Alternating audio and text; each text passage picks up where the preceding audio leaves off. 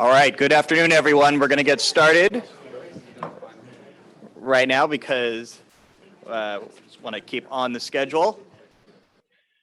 Before I hand it over to the chair of the J Street Policy Center Advisory Council, Mort Halpern, I just wanted to lay down a ground rules reminder. This event is on the record, but at the same time, please do not do any recordings of any part of the symposium or in the room or on Zoom. We are doing our own recording of the full symposium, and that will be the only and the one recording.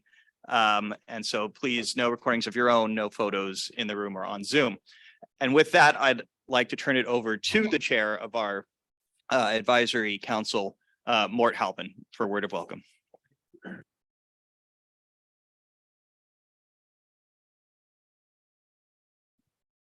There you go. Thank you. It's my pleasure to welcome you all. We're delighted at the turnout. We're obviously faced with a very pressing and important topic. I just want to offer some thoughts of my own for 1 minute as we get the discussion going, and you'll find it similar to thoughts that others have offered. First thing is, I think we will finally discover the truth that the threat of the use of force and the use of force plays no effective role in solving this problem. So hopefully people will stop saying that there's no limit to what we will threaten to do or what to do. Second, I think it is very unlikely that we're going to get an agreement and that therefore we will proceed by reciprocal unilateral steps, which is something the arms control field has talked about for a long time and which can work if it's done effectively and carefully. I think on the US side, obviously, it'll be removing sanctions. On the Iranian side, I think what we want to focus on is Iran not becoming a nuclear power, not proclaiming itself to be a nuclear power, and not making the final steps towards becoming a nuclear power. And I think that's a modest but important goal, and I think one that is attainable. I still think the Iranians have not decided that they want to be a nuclear power, and so I think we need to focus on that. And with that, I'll turn it over to Jeremy. Jeremy, thank you very much, Mort, and thank you to everybody for being here. Thank you in particular to Dylan Williams and Deborah Shushan, who are the staff folks who run the J Street Policy Center. I will be brief because we have limited time, and my role is simply to say welcome to Rob Malley, who actually needs no introduction. I am sure he is the special envoy for Iran and has held a variety of national security posts over the course of our long friendship and relationship, and also former CEO of the Crisis Group. And he will be in conversation with Laura Rosen. And again, I believe for this assembled group and those online with us, and thank you for joining on Zoom. I think Laura needs no introduction as well, as she's a longtime journalist who you all know is a great source of intelligence and insight into the issues we're going to be discussing. So with no further ado from the J Street side of things, I'll turn it over to Laura and to Rob.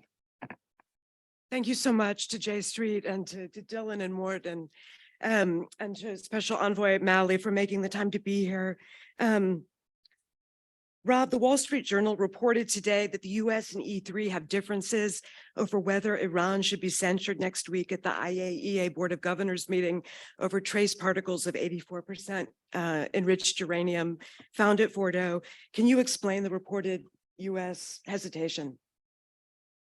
Well, first, I want to thank all of you, and particularly Mort, who was my first boss in Washington. So any mistakes I've made along the way are solely attributed to him. No, but he was a fantastic boss. I've learned so much, and it's really an honor to be sitting next to him and to see so many good friends and familiar faces.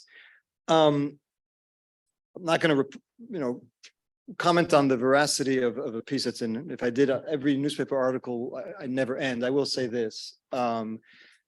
The Director General is about to go to Iran. He has not yet issued his report on Iran's NPT compliance or non-compliance. Let's wait for that, and then we'll see what actions are appropriate. And we're in very close contact with the E3 and others around the globe who are concerned about Iran's nuclear program, and we'll decide at that point. Regardless of what we do, Our concerns about Iran exist and are not going away. There are concerns about their lack of cooperation with the IAEA. There's still a number of outstanding questions that they have repeatedly refused to answer. The discovery of particles of uranium enriched at roughly 84%.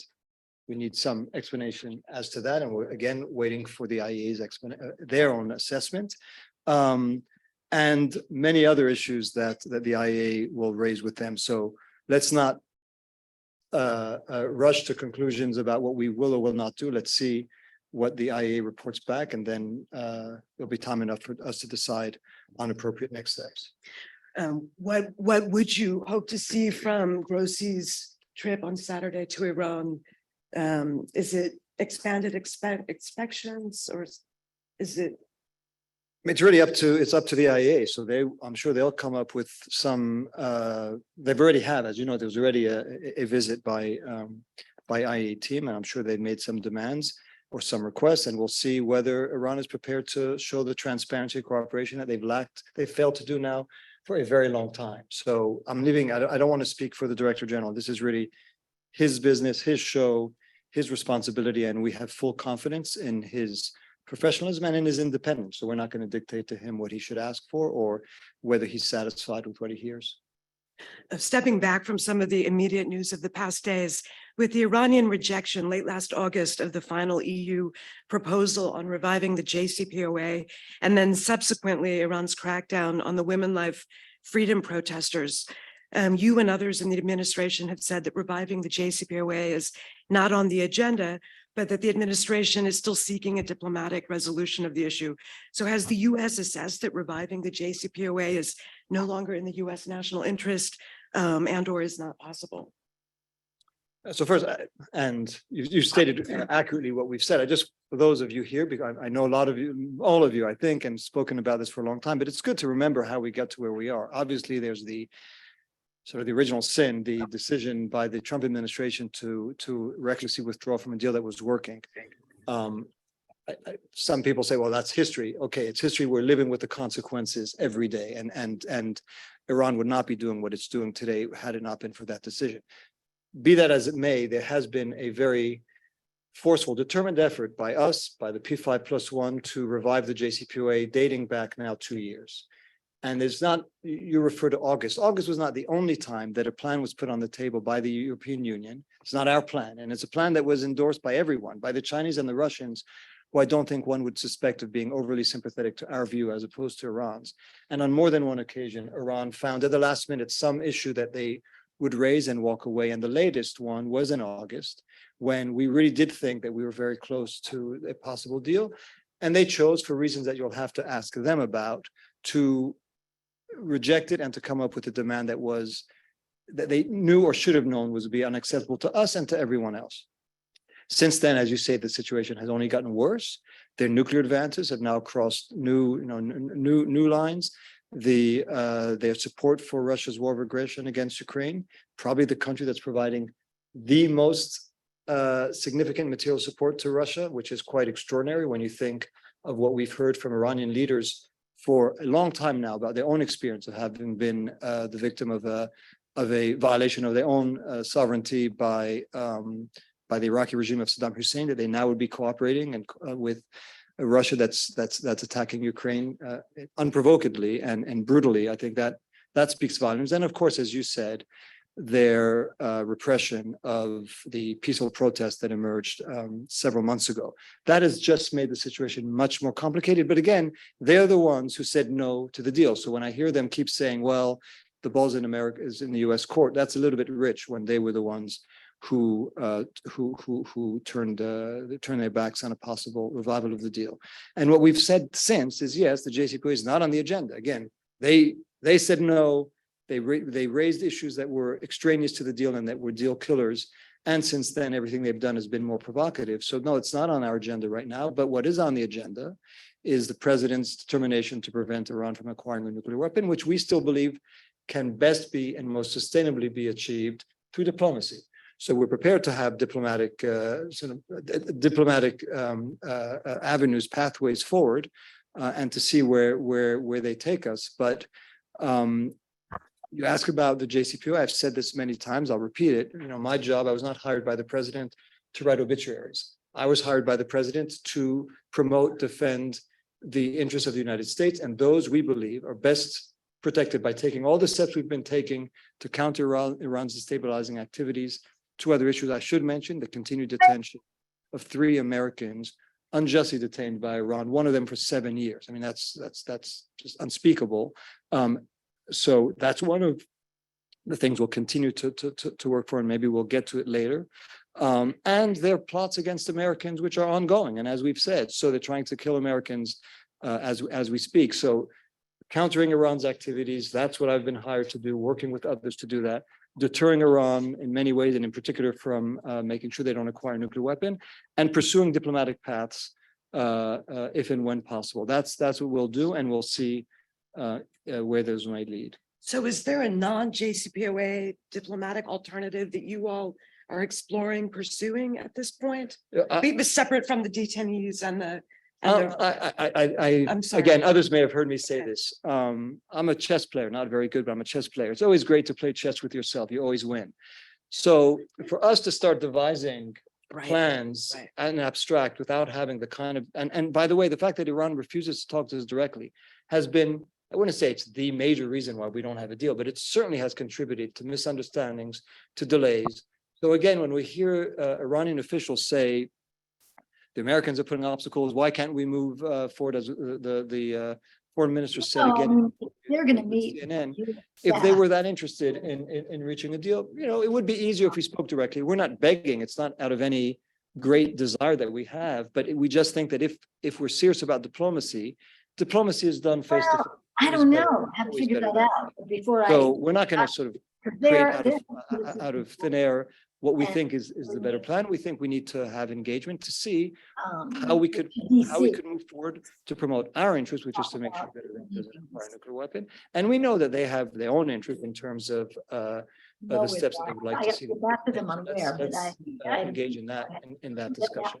Mentioned that What he are was. your thoughts on what some experts like Tom Countryman here and Kelsey Davenport have Anyway, recently so I don't proposed? know. US and E3 pursue a much narrower, near-term deal with Iran that would focus on trying to increase IAEA visibility into their program, given how alarmingly advanced it's become, in order to put more time on the clock for these other diplomatic efforts. Comments As I about- said earlier, we're open about what the pathway could be. And so, we may have a preference. If that preference doesn't survive first contact with diplomacy, then but I welcome ideas, suggestions. We not only do not have a monopoly on good ideas, we often don't have enough of them. So we'd welcome any ideas about where you think, and a number of you have already shared papers, whether it's along what Tom wrote, or Kelsey, or Barbara, any one of you, we welcome those ideas. But again, it's not going to be us deciding on our own. It's going to be with our partners, of course, and allies.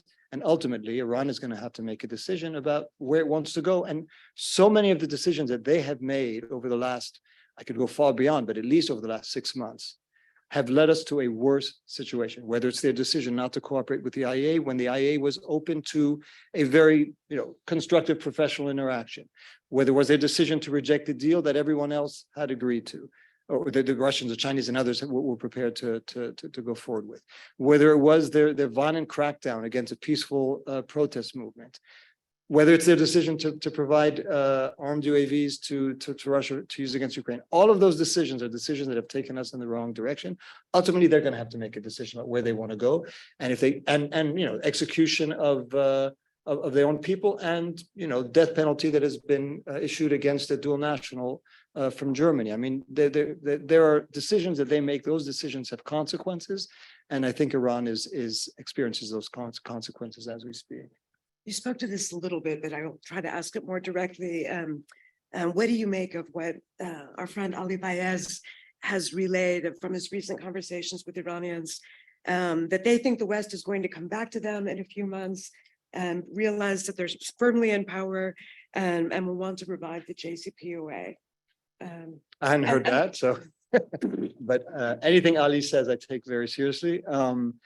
Listen, again, they can make their own assumptions. My understanding is they may have made an assumption way back in August. Oh, with the Ukraine war, the US is going to be more desperate for oil and is going to be more desperate to reach a deal. So let's wait. Look at where they are now. I mean, the Ukraine war is not going the way Russia wants. I don't think it's going the way the Iranian regime would want. We have found ways to address the problems created by and we're still we'll find ways to address the challenges that arise as a result of the war, but it's not going to lead us to rush to beg for a deal with Iran. If that's their calculus, I think will be proven wrong again, as their assessment, I think back in August, if that was their assessment, and now we're just speculating that somehow we would be more eager and therefore would be prepared to give up on issues that are core to our national interests. That was a mistaken gamble if that's the one that they entered into, and hopefully they won't make the same mistake again. You recently met with the GCC. How is the deepening Russian-Iran military relationship and the prospect that Russia might provide Iran fighter jets and other equipment affecting the thinking of your GCC partners? How it can blow back on them? So, I mean, I'll let them speak for themselves, but of course, they're not looking at any of this with any sense of complacency and with quite a bit of alarm. I mean, this is, as we've pointed out, this is a two-way military cooperation. It's not just Iran providing Russia with drones. Iran could also learn from the use of those drones, so they're getting some benefit. But it's also what Russia is providing back, and that is and should be of great concern, not just to us, not just to the GCC, but to many others.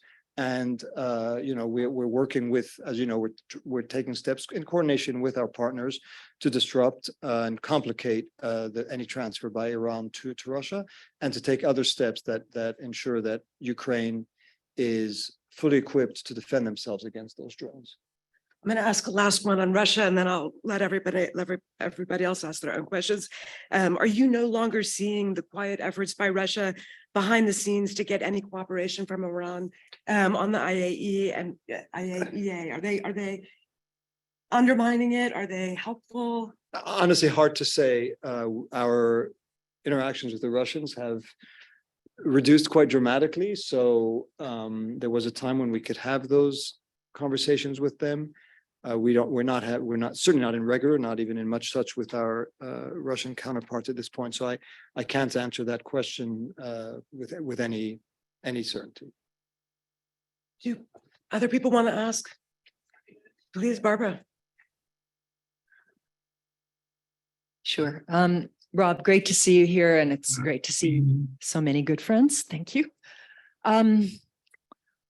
Let me ask about the detainee situation. There have been a number of reports recently of progress in efforts nationals out of custody.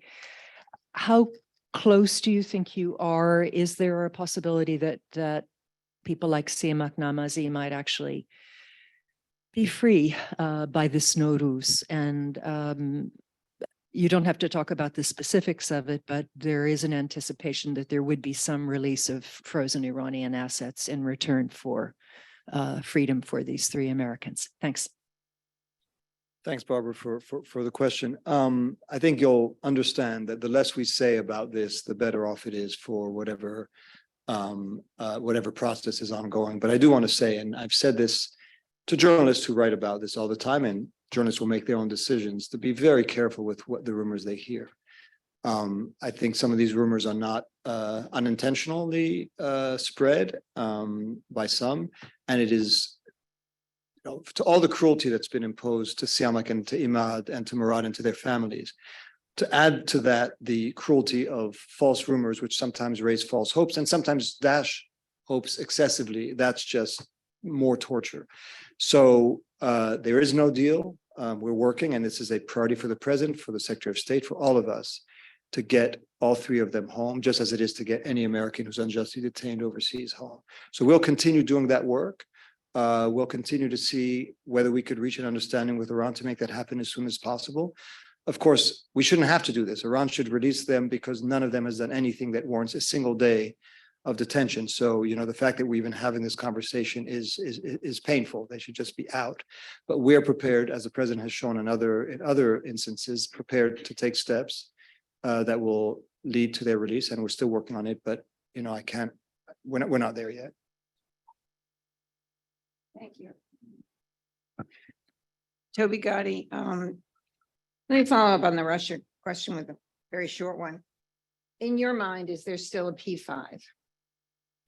That's a good question. Psychologically, when you think about it, do you say, hey, guys, we're going to get together, and then you say, oh, there's an empty chair, how'd that happen? Okay, so that's my broad question. The second one is Israel's attitude. Are they more willing now to use force directly? And I raise this in two contexts. This is support for Ukraine and to go after targets, no matter where they are, in Iran, in Russia, in Ukraine, where there are Russians and Iranians together. And if they did this, what would be the reaction of other Middle East states? Is there a P5? So as you know, there really has been no engagement at the P5+1 to be accurate, since Germany is involved on the nuclear file, which is why when we say the revival of JCPOA is not on the agenda, I mean, the facts speak for themselves. There's been no engagement at that level. It's a good question. I don't know. At this point, it's not a question that we've had to confront because there has been no, as I You say, still no talk about diplomacy. P5? I mean, I know what I mean. We talk about, obviously, the P5 is a thing, but in terms of the Iran deal, there's been no talk about, there's been no engagement on a revival of the Iran deal now for many months. So I don't know what would happen if that ever were to arise, but obviously, Russia's policies and actions have not made things any easier.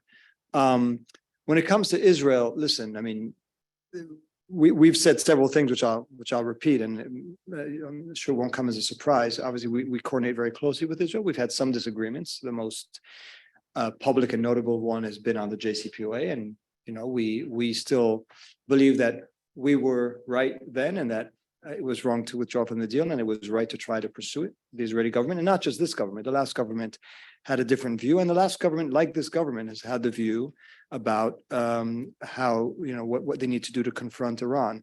And we agree on a whole lot. We agree on much more than we disagree in terms of making sure that we could counter Iran's destabilizing activities and make sure that they understand the consequences if they were to make the decision that we don't believe they've made yet, and that hopefully they will never make, to acquire a nuclear weapon. Israel is a sovereign country. Of course, it will do what it thinks is best to defend its own interests. We engage with them constantly. I think it's fair to say there are few countries with which we have as regular and as intensive diplomatic engagement, including on Iran. If we have differences, we do our best to work through them. But as I said, we have the same objective, which is to prevent Iran from acquiring a nuclear weapon. And if we have sometimes differences on how best to achieve that, we do our best to minimize those. And you could, this government, there are many ways in which this government may be dissimilar to its predecessor, but when it comes to Iran, there's not been a huge difference, either in their position on where they should go and the actions that they should take. So I think there's a strong view among the many in Israel about how to address the Iranian challenge. And I think from the day I came into office, it was a government that was headed then by Prime Minister Netanyahu. It is now. We've had, intensive and continuous engagement and trying to make sure that we are as much on the same page as possible. Dan Silver. Rob, Iran is clearly going to end up with greater nuclear capacity than it would have otherwise. Has anyone started worrying about what that means for the region, and in particular, how Saudi Arabia, Turkey, Egypt might respond to an Iran that may not announce that it's a nuclear power, but everybody will know that it has that capability? The first step is to make sure that we don't get to there, and that's what we discussed with our GCC partners. I mean, and it was to say we agree again with the GCC. We agree on much more than we might disagree on. We're talking to them about what we will do in coordination with them to make sure that day doesn't come. The day and the president, I should repeat the president's commitment that Iran will not acquire a nuclear weapon. But you're saying something short of that. We believe that there are steps that we need to take in coordination with our allies and partners. And when it comes to GCC, a number of them have direct engagement with Iran. if not all of them today, have some form of direct engagement with Iran. So they have channels in which they can make clear to Iran both what is possible if they don't take that path and what will happen if they do. So that's large extent what we're discussing with the GCC, what messages they can convey to Iran, because Iran obviously would like to have better relations with their GCC neighbors and vice versa. But there's only so much that they can do as long as they are going down this path, as long as our sanctions are in force, and we have not removed any of the sanctions that have been Will in any of force. the rivals in the region seek to match Iranian capabilities? I mean, you ask them. I think there are many better ways to counter Iran's current path than to imitate it. So I'll leave it at that. We have Rob for like 10 more minutes, so can we take the three people and who have their cards up, and then starting with Trita, and then we have Stephen Miles on the Zoom who'd like to ask a question. Trita. Thanks, you, Rob. Thank you, Jason, for organizing this. Did a question about Israel, but more specifically about Biden policy vis-a-vis if the Israelis were to take action. There's been statements by Ambassador Knights that suggest that if they were to do so, we would have their full back. I understand that the position of the Biden administration is that this does not signify change. It does sound as if it signifies a change, mindful of previous positions.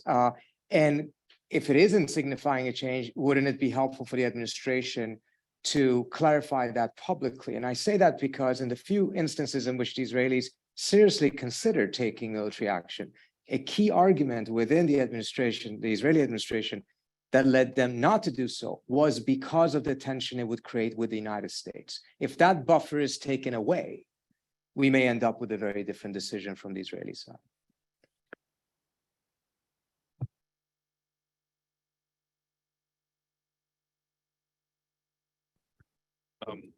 Thanks all, and great to see you, Rob. I'll just ask, I mean, even if the Iranians came back and agreed to something, I mean, what interest or appetite does the administration have, the president have, to actually do the work to get something like this through? I mean, it seems like from the beginning, despite a fairly unequivocal commitment to rejoining the deal, we just haven't seen their approach on foreign policy tends to be, we want to spend as little time arguing about foreign policy as necessary, and yet arguing about foreign policy to advance, a set of goals they've laid out is necessary. So I'm just curious, like, what is your sense of the actual appetite on the part of the president to doing what would be necessary to bring something like this home, if and when that actually became possible? Yeah, thanks to J Street for organizing this, Rob. Thank you for coming. I just wanted to ask you to speak a little bit more to the protesters, their aspirations. What is the policy of the U.S. government towards the protesters, their aspirations, and does that affect or change at all your role, our goals, the end state we see, the kind of approach you're taking to any future diplomatic engagement? So thanks. Okay, great and very different questions. So maybe I'll take them in somewhere. I'll address Andrew's first because we haven't really spoken about it. So I do think it's important to get into it. Biden's administration's policy from the beginning was to support human rights and the aspirations of people around the world, and that applied, of course, to Iran. The events that erupted in September obviously put even more of a spotlight, a very magnified spotlight, because of the courage and the bravery of the particularly women and girls who led the protest movement. And what we've done, and it has been, I think you all know, the steps that the Biden administration has taken. First, to make sure the spotlight stays there, despite the efforts by the Iranian regime to hide what was happening or to dissemble about what was happening. And that means not just talking about it, making sure that others spoke about it, and that was done in multilateral fora. I mean, this was a very multilateral international effort. It speaks, not just the president, the vice president, the head of the CIA, the national security advisor, the secretary of state, everyone in the administration at one point or another has spoken about this. I can't recall many cases of crises like this where you've seen such an array of people being as vocal about it and making sure, again, that the world and American people and others don't forget, and the Iranian people know that we don't forget.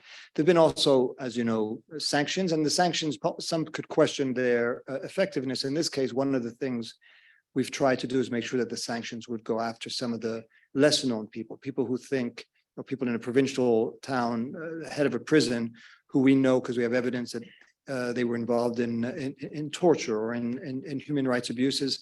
Make sure that they know that we know, and they're not going to hide behind the anonymity of their lower rank. Multilateral efforts, you know, the unprecedented decision that we supported and we played a role in expelling Iran from the Commission on the Status of Women. Again, that's an unprecedented step that's not been done before. And the steps we've taken on the tech level to make sure that Iranians could communicate with themselves and with the outside world. And in record time, we issued a general license that allowed, that removed obstacles that our own sanctions were placing on that ability. So I think that's our policy, and we're going to continue to support the Iranian people. We're not going to define their aspirations for them. They are better placed and more effective at doing that, but we'll support their fundamental rights as we do or should do across the globe. And so that, you know, that's our policy. You say, how does it affect other things? I mean, we have other interests, and we're able, we think, to pursue our interest in making sure that Iran doesn't acquire a nuclear weapon, our interest in making sure that our 3 detainees are released, our interest in making sure that Iran does not provide Russia with the lethal capability that it is doing now and more, even as we support the legitimate and fundamental rights of the Iranian people. I think we have to be doing all of them and not one at the expense of the other. Trita, to your question, I mean, I think the best we can do is state our policy. And our policy has been clear, which is we want to prevent Iran from acquiring a nuclear weapon. We still believe that diplomacy is the best, most sustainable way to achieve that, and we're going to pursue that if Iran is interested. We've also said that as a last resort, the president has said it, and he's been very explicit, we would resort to other tools. And he said as a last resort, a military option was on the table if that was necessary. Israel is a sovereign country that will make its own decisions. We will discuss and coordinate as much as possible, if we can, as we can, with them to make sure that we are aligned, and that what we're doing is we think what we're both doing is serving the same goal. But you know, that's our policy, and as you'll see, we'll be continuing to discuss with Israel, and I think they have an interest, as we do, in minimizing any differences that might exist. So.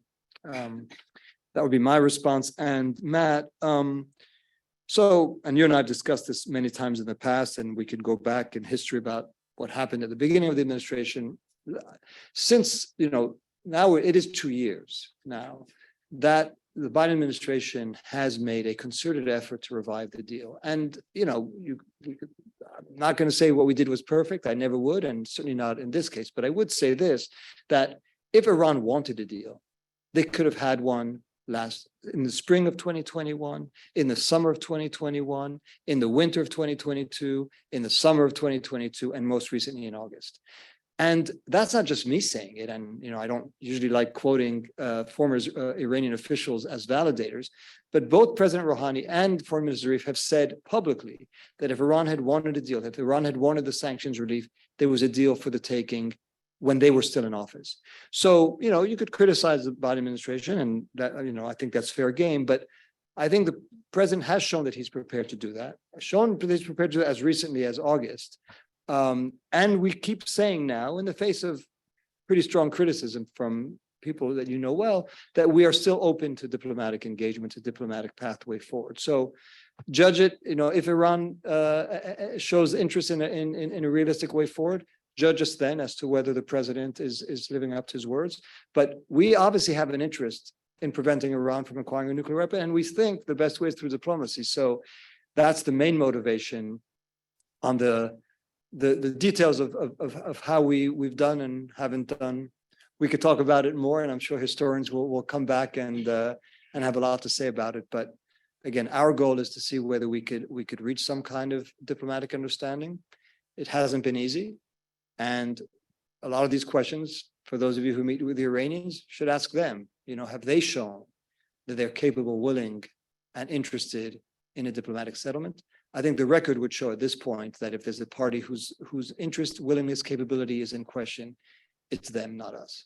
Can you stay for 5 minutes to get Tom and Joel and? What and time is Stephen it? Miles, 12:34? Yeah. Okay. Thanks so much, Rob. Great respect. The reason I focus on lack of transparency vis-a-vis the IAEA is not only because it's the part of the subject I understand fairly well, but also because it's kind of an effective tactic on the Iranian side to continually limit the amount of transparency the agency has. And it concerns me because it is a factor that, in my mind, greatly increases the risk of military conflict through miscalculation, either from Israel or Iran, or potentially from the US and others. I understand that there's no reason to assume that Iran is open to an approach like this. But I hope that we never limit ourselves to putting forward ideas that have only a slim chance of success. I take very seriously the president's intention to be a leader on all issues. And I know they don't talk directly to us. But is there an interest on the part of our 3 European partners? And is there a possibility of using them to explore this idea with Iran? Great. Thanks, Laura.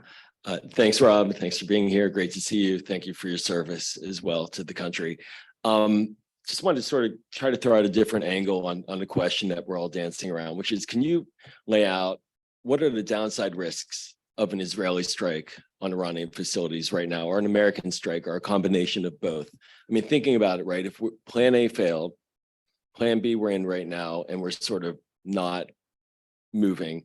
So plan C, 12 days away from enough, according to Undersecretary Call, 12 days away from enough for one bomb, a couple years max to weaponize, load or to do the testing to load a warhead. So what's the downside risk of taking strikes now and just moving to that, since we seem to be in stasis on the diplomatic front?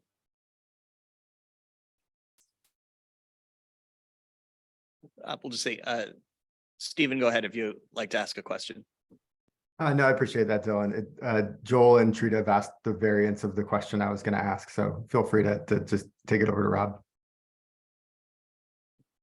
So, Tom, I'm not at all dismissing the importance of transparency, nor am I dismissing the importance of Iran reducing its stockpile or reducing its level of enrichment. These are all fundamental pillars, which, as you know, we had achieved under the JCPOA, and which we would like to recreate. I assume that the part of the issues that Director General Grossi will raise, I don't know this, but I assume transparency will be one of them. So again, I don't want to say here what we're prepared to negotiate or not. That you know this as well as better than most people in this room, that those are things that we'll have to figure out with our partners in terms of their engagements with Iran. But as I said, we are open to a diplomatic pathway. We've not excluded one or privileged another.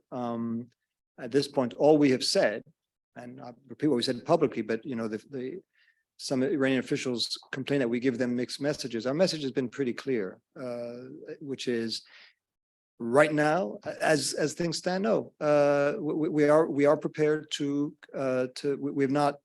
we have not foreclosed the door on diplomacy. We still believe in diplomacy. The JCPOA has not been on the agenda, but we are prepared to discuss different ways forward on a path to diplomacy. And you could imagine, I mean, some of the ones you mentioned, who knows? Maybe those will be ones that are possible. Maybe they're not. As I said, we're not ruling anything in or out. Joel, I think I understand the gist of your question. Listen, military action always has downsides. I mean, that's not, you know, we've experienced them ourselves in the last several decades. So I don't need to spell out why a decision to resort to military force is one of the most consequential ones that a commander-in-chief will take, and will never take it well. This president will not take it lightly. But at the same time, he has said, as a last resort, if that's what is necessary to stop Iran from acquiring a nuclear weapon. That's what we're not there yet. I mean, you've eliminated plans A and B pretty dismissively. I've never believed in this notion of plan A, plan B, plan C. From day one, our plan was, let's see if we could get back into the JCPOA, get a diplomatic outcome. But at the same time, we're going to have to put pressure on Iran because they're not going to do it simply because we ask them to. So there's been pressure, there's been deterrence, there's been diplomacy. The ratios or the proportion of which one gets more important or not may vary over time. But it's not like we come from a world where it's diplomacy and now in a world where there's no diplomacy. There was other tools besides diplomacy before, and there now still is diplomacy, even as there may be more emphasis on some other issues. So I don't think that's the way to look at it in terms of plans. But again, we have to be prepared for a scenario in which Iran shows through its actions that it has made a decision that so far it hasn't made. And that's why the president makes that clear. But it's certainly not our first preference. It's not one that he would engage in cavalierly, but it's one that he would do, as I think he's shown, if necessary, he'll make the tough decision that he needs to make if that's a conclusion that he reaches. Let's hope we don't get there, and there still is time, obviously, and opportunity to find a different way forward. Great. Well, I want to take this opportunity to say thank you very much to Special Envoy Rob Malley and to Laura Rosen for being a wonderful interlocutor. Thank you for your time. I know you've got to run off to another meeting, but we really value your service, as was said, but also your being here today with us. Thank you.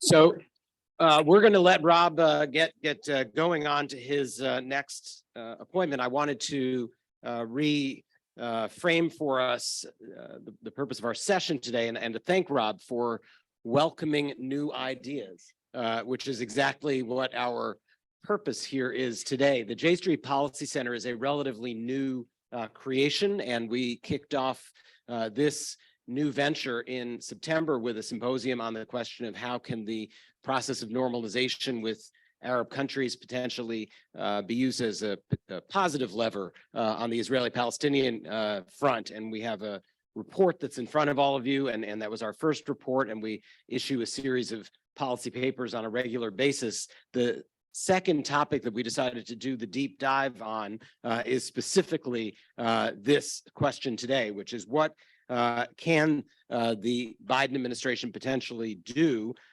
in a creative manner that does present a viable alternative plan if in fact the JCPOA is on ice, if we are at a point where that is no longer the route forward, then what is the plan? And this is the assemblage of people who are doing the most thinking around this topic in Washington and around the world. We've got a bunch of folks on Zoom with us today, and to facilitate this discussion and to get the ideas flowing and hopefully at the end of the day to have come up with some useful answers, I'm going to turn it over to the person you all know as the real expert at J Street about all of these issues, which is Dylan Williams, my colleague, who is the Senior Vice President for Policy and Strategy. Thanks so much, Jeremy, and thanks again to Mort and Lauren, Special Envoy Malley. And thanks to all of you for joining us here today for this discussion. You've all received a memo in advance that lays out some of the challenges, but also lays out some of the questions that we'd love to discuss here today. And so, whether you are presenting an answer to some of those questions or presenting your own ideas to the large question that Jeremy just framed about what does a comprehensive U.S. strategy for going forward look like, and not, of course, just on the nuclear file, but on the full range of concerns that we have with Iran, the full range of threats emanating from Iran that face the United States and our allies face. We're very much interested in getting your concrete ideas. And just like we did with our first symposium, Deborah and I are going to consider everything that's been said today, consider all the papers that have already been submitted, any papers or other writings that you would like to submit after the symposium in the next week or two. And we are going to really, put this all together and come up with some actual consensus proactive suggestions for what not just positive steps by the United States might look like, but maybe even a comprehensive strategy. So with that in mind, Please do feel free to tip your table tent up, your table card up if you are in the room and would like to make a comment. On Zoom, please don't hesitate to raise your hand or let my colleague know in some other way that you would like to ask a question or make a comment or a suggestion. I do ask that when you do begin to speak, if you could introduce yourself, just because not everybody knows each other, and we made the choice not to distribute broadly a list of participants. So what we'll do is I'll try and take one question from in the room, question or comment from in the room, and then one from Zoom as well. And I will take them roughly in the order that people indicate they'd like to speak.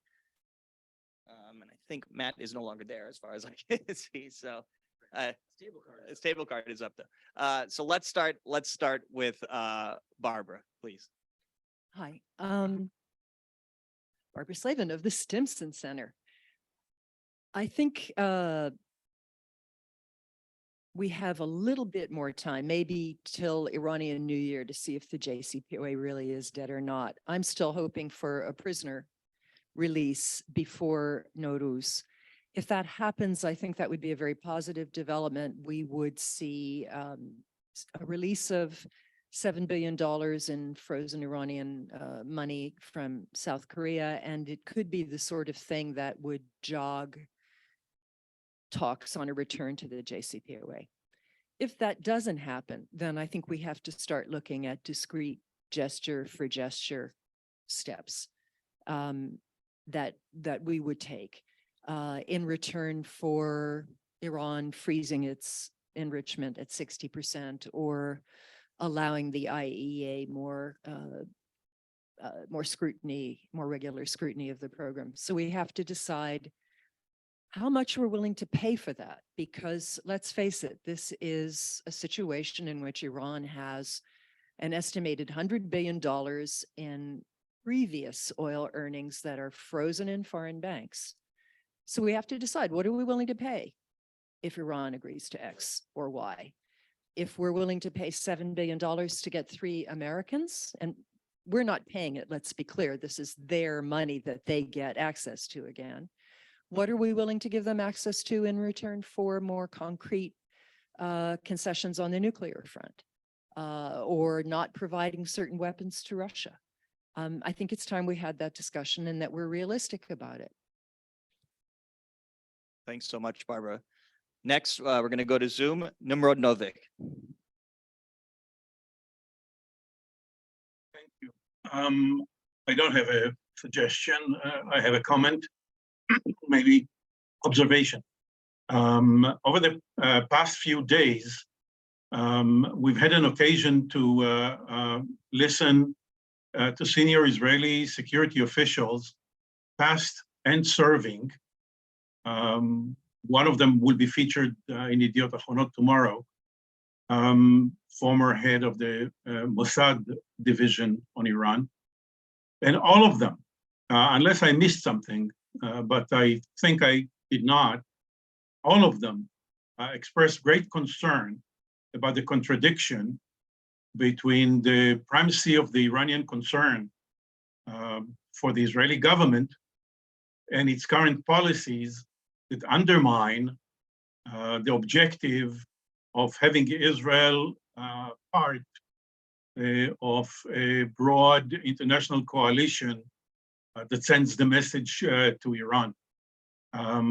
Some spoke about the fact that the insanity that is going on at home, the divisions and all that, undermine the credibility of the threat, because from the outside, Israel looks like it's lost its capacity to act as one.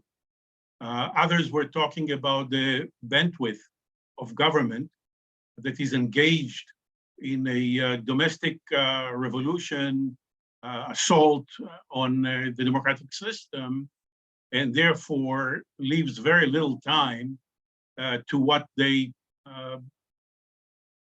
assume, or no, not assume, what they had experienced in the past was required in order to form a policy and execute it.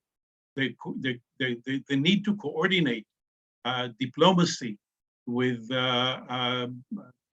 military preparedness with local decisions, with regional stability, with not making it that much more difficult to our old and new peacemakers in the region to coordinate with us. All that flies in the face of the conduct of the government since it came to office two months ago. So all of that, according to a consensus of those individuals, does not bode well for Israel playing a constructive role in the challenges that we're discussing today. Thank you so much, Nimrod. Ali. Thank you very much, Dylan and J Street, for organizing this. I'm Ali Vaez. I direct the Iran project at the International Crisis Group. I want to build on what Barbara said and take it one step further. I think the most realistic option in front of us is a three-step process that starts with a prisoner deal. That's the closest thing to us. That's the only thing on which both sides are currently negotiating. It can happen in the next few weeks. And then it could be a platform on which we can build additional steps that I will talk about. But we know, because of the reasons, the main issue that Barbara put her finger on, which is the financial element in this deal, that there will be a blowback. And that blowback could further reduce the administration's appetite to engage in any additional kind of diplomacy with Iran. So if we are to make sure that this doesn't happen, I think this community would have to come out with the highest level of its strength in order to defend the prisoner deal. Now, we might work on conflict, on proliferation. A detainee deal might not necessarily be our cup of tea, but in this case, again, it's a gateway issue, and if the gate is shut after the deal is done, then nothing else will be possible for the remainder of this administration's time in office. So now, if we manage to turn this into something positive, then I think the more realistic next step would be a confidence building measure on the nuclear front. I would even argue it doesn't need to be official. The Iranians can stop enrichment at 60%, saying that they have accumulated enough. And the US can either take it easy on enforcement of existing sanctions, which is what the Biden administration is doing right now. We saw today there were new designations on violators of existing US sanctions aimed at cutting Iran's oil exports to China. That at a time that Iran's currency has hit its lowest against the dollar historically, will have an impact on the Iranian side. It's low cost for both sides. It doesn't trigger INARA. And it's, I believe, the only thing possible now. Honestly, if the Iranians would come back to the table and would say they would agree to the August 15 text without any questions asked, I don't think the administration would take it. 6 months from now, when we might be desperate and agree to a deal, I don't think they would take it, because they would prefer to keep their leverage intact until they know who the next US president is. So, but the confidence building step could be followed by another one or more, or a narrower deal along the lines that we described in September. Tom has talked about, Kelsey has talked about, Barbara has talked about. We all thought about different options. But more importantly, I want to say the CBM could be a bridge to new format of a deal with Iran. I mean, I feel we're beating a dead horse, honestly. The core bargain of the JCPOA, I think, is no longer relevant. We've been trying this for 20 years, and I think the lessons of the past 2 decades are pretty clear. Number one, you can't have a narrow transactional agreement in the context of broader disagreements with Iran. It will not survive the test of time. It will not survive the political shifts in this country. And so we need, and as you've seen in the past few months, compartmentalization is no longer possible. Everything is interlinked: Ukraine, protests, nuclear.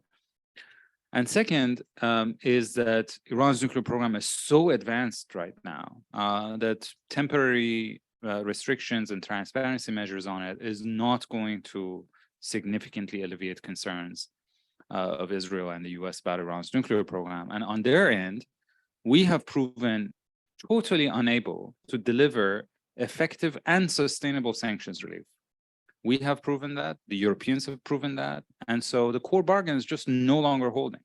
Now, I don't have a magic formula in terms of what could be an alternative format of a deal, but the sooner we start thinking about it, the better off we will be down the road. Thank you. Thanks so much, Ali.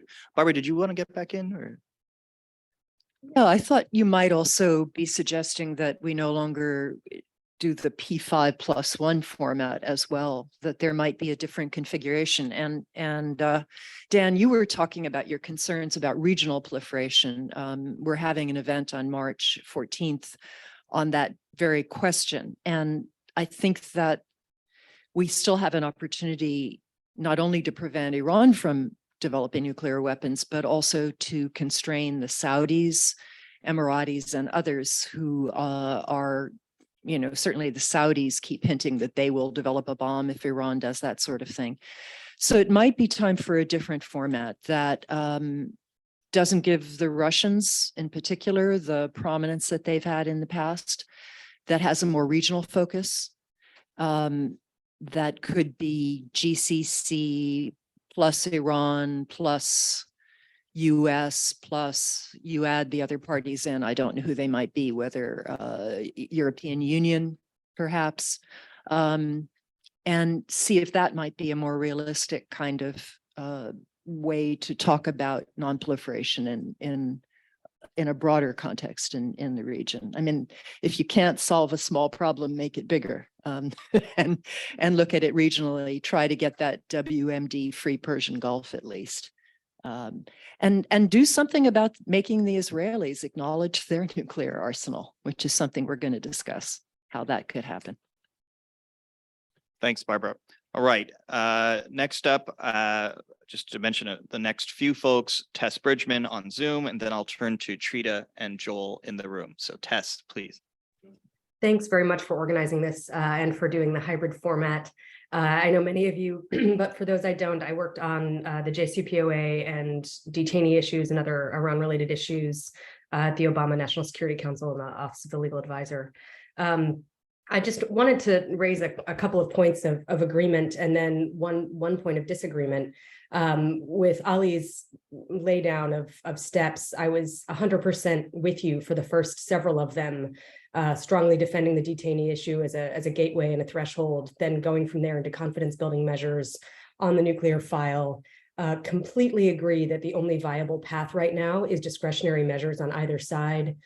For all of the reasons you laid out, but I wanted to emphasize the INARA one. We certainly, with elections coming up, are not going to see the administration do anything that's going to require a vote in Congress. So I think it's really important to keep in mind as we're proposing alternatives that they be in that realm of discretionary, unilateral gestures, good faith measures.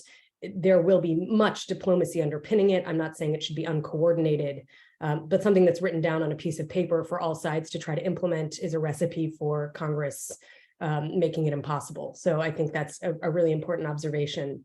I completely agree that that could then lead to new confidence building measures. But in terms of the lessons to be taken with what kind of a deal the JCPOA was and what kind of a deal makes sense going forward, I take a pretty different lesson, which is that sticking with a narrow deal is what would have opened a pathway to then dealing with other issues.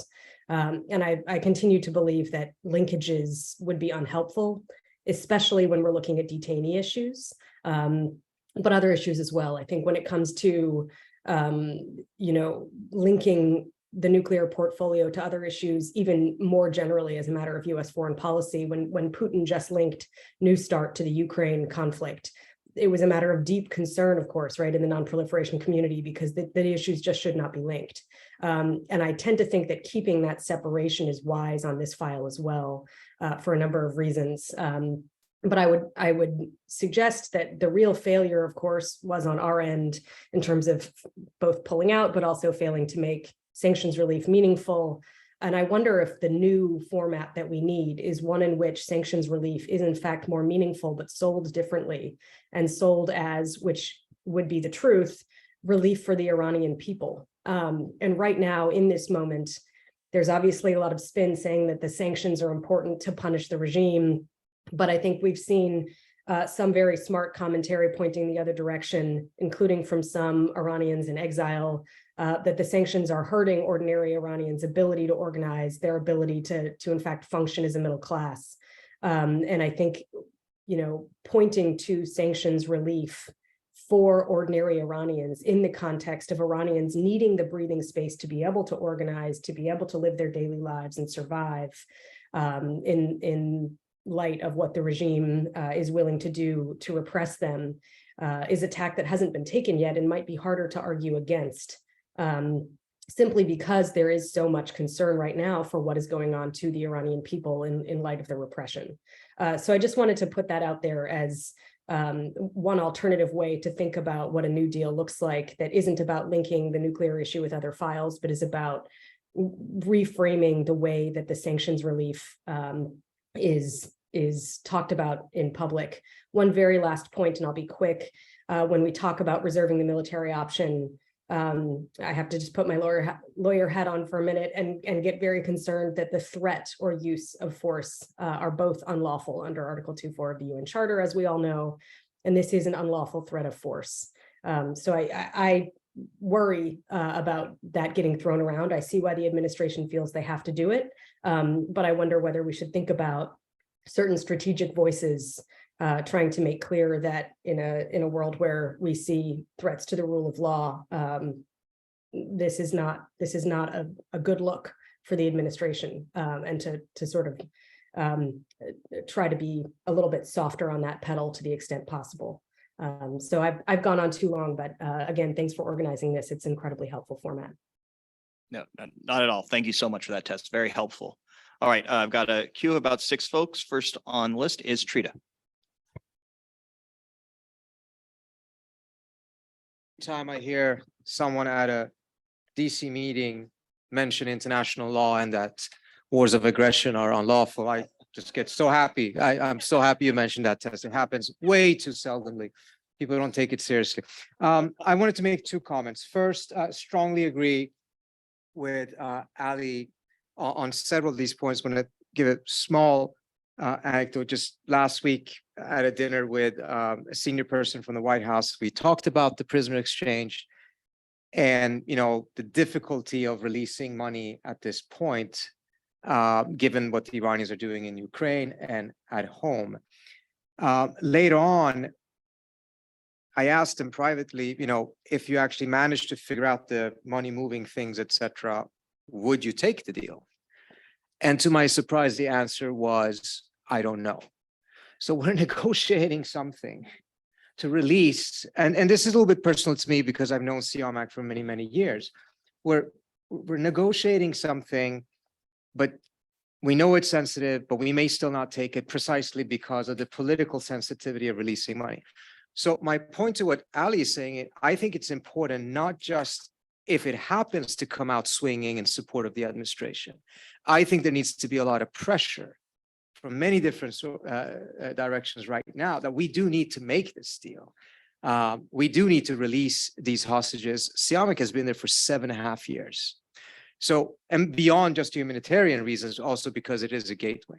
Second point, it is a gateway. I think the CBM idea is a good one. I'm usually not a huge fan of those things when there's such a strategic conflict. They rarely move the needle enough. In this case, I think it's necessary. But I would add one other thing there. Part of the challenge we're facing is that political space is so narrow on both sides. So decisions that both of them want still are very politically costly to do. I'm not saying that 6 months from now, the situation will be different, but I am saying 6 months from now, 12 months from now, it may be different. If we can do some things to be able to extend the period of time in which the risk of a military confrontation is pushed forward, then we may be in an environment 6 months from now in which some of these things are going to be easier. Things that we can't do right now may actually become feasible. This is partly what the P5 negotiations in the past achieved. Everyone who was involved would be honest and admit not much was happening when they were just meeting at the P5+1 meetings, right? You know, I'm talking about 2010, 2011, but they did fulfill several important functions. One was the cost of starting a war was much higher because there was ongoing diplomacy. If we can help bring about some other mechanism in the meantime, that can push back the risk of war, win us some time, get to a moment in which the political space for taking the right decisions will be greater. And we may then further find a way out of the woods using the ideas of CBMs, et cetera. Thank you.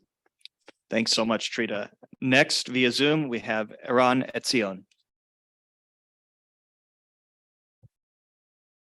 Hi, it's a pleasure to be here. I was just, by way of introduction, I was deputy head of the National Security Council in Israel for many years, and now I'm at large, associated with MEI in Washington and some other endeavors. I'm going to be very quick, but introduce an angle that was not, I think, introduced enough, which is the Israeli discourse, the Israeli public discourse, both in terms of the media and, you know, to the extent that the average person in the street is occupied with the issue. And now with the coup d'etat that we're experiencing, you know, everything is in total chaos, but nevertheless, Iran is still an issue. And also within the Israeli cabinet and professional circles and so on.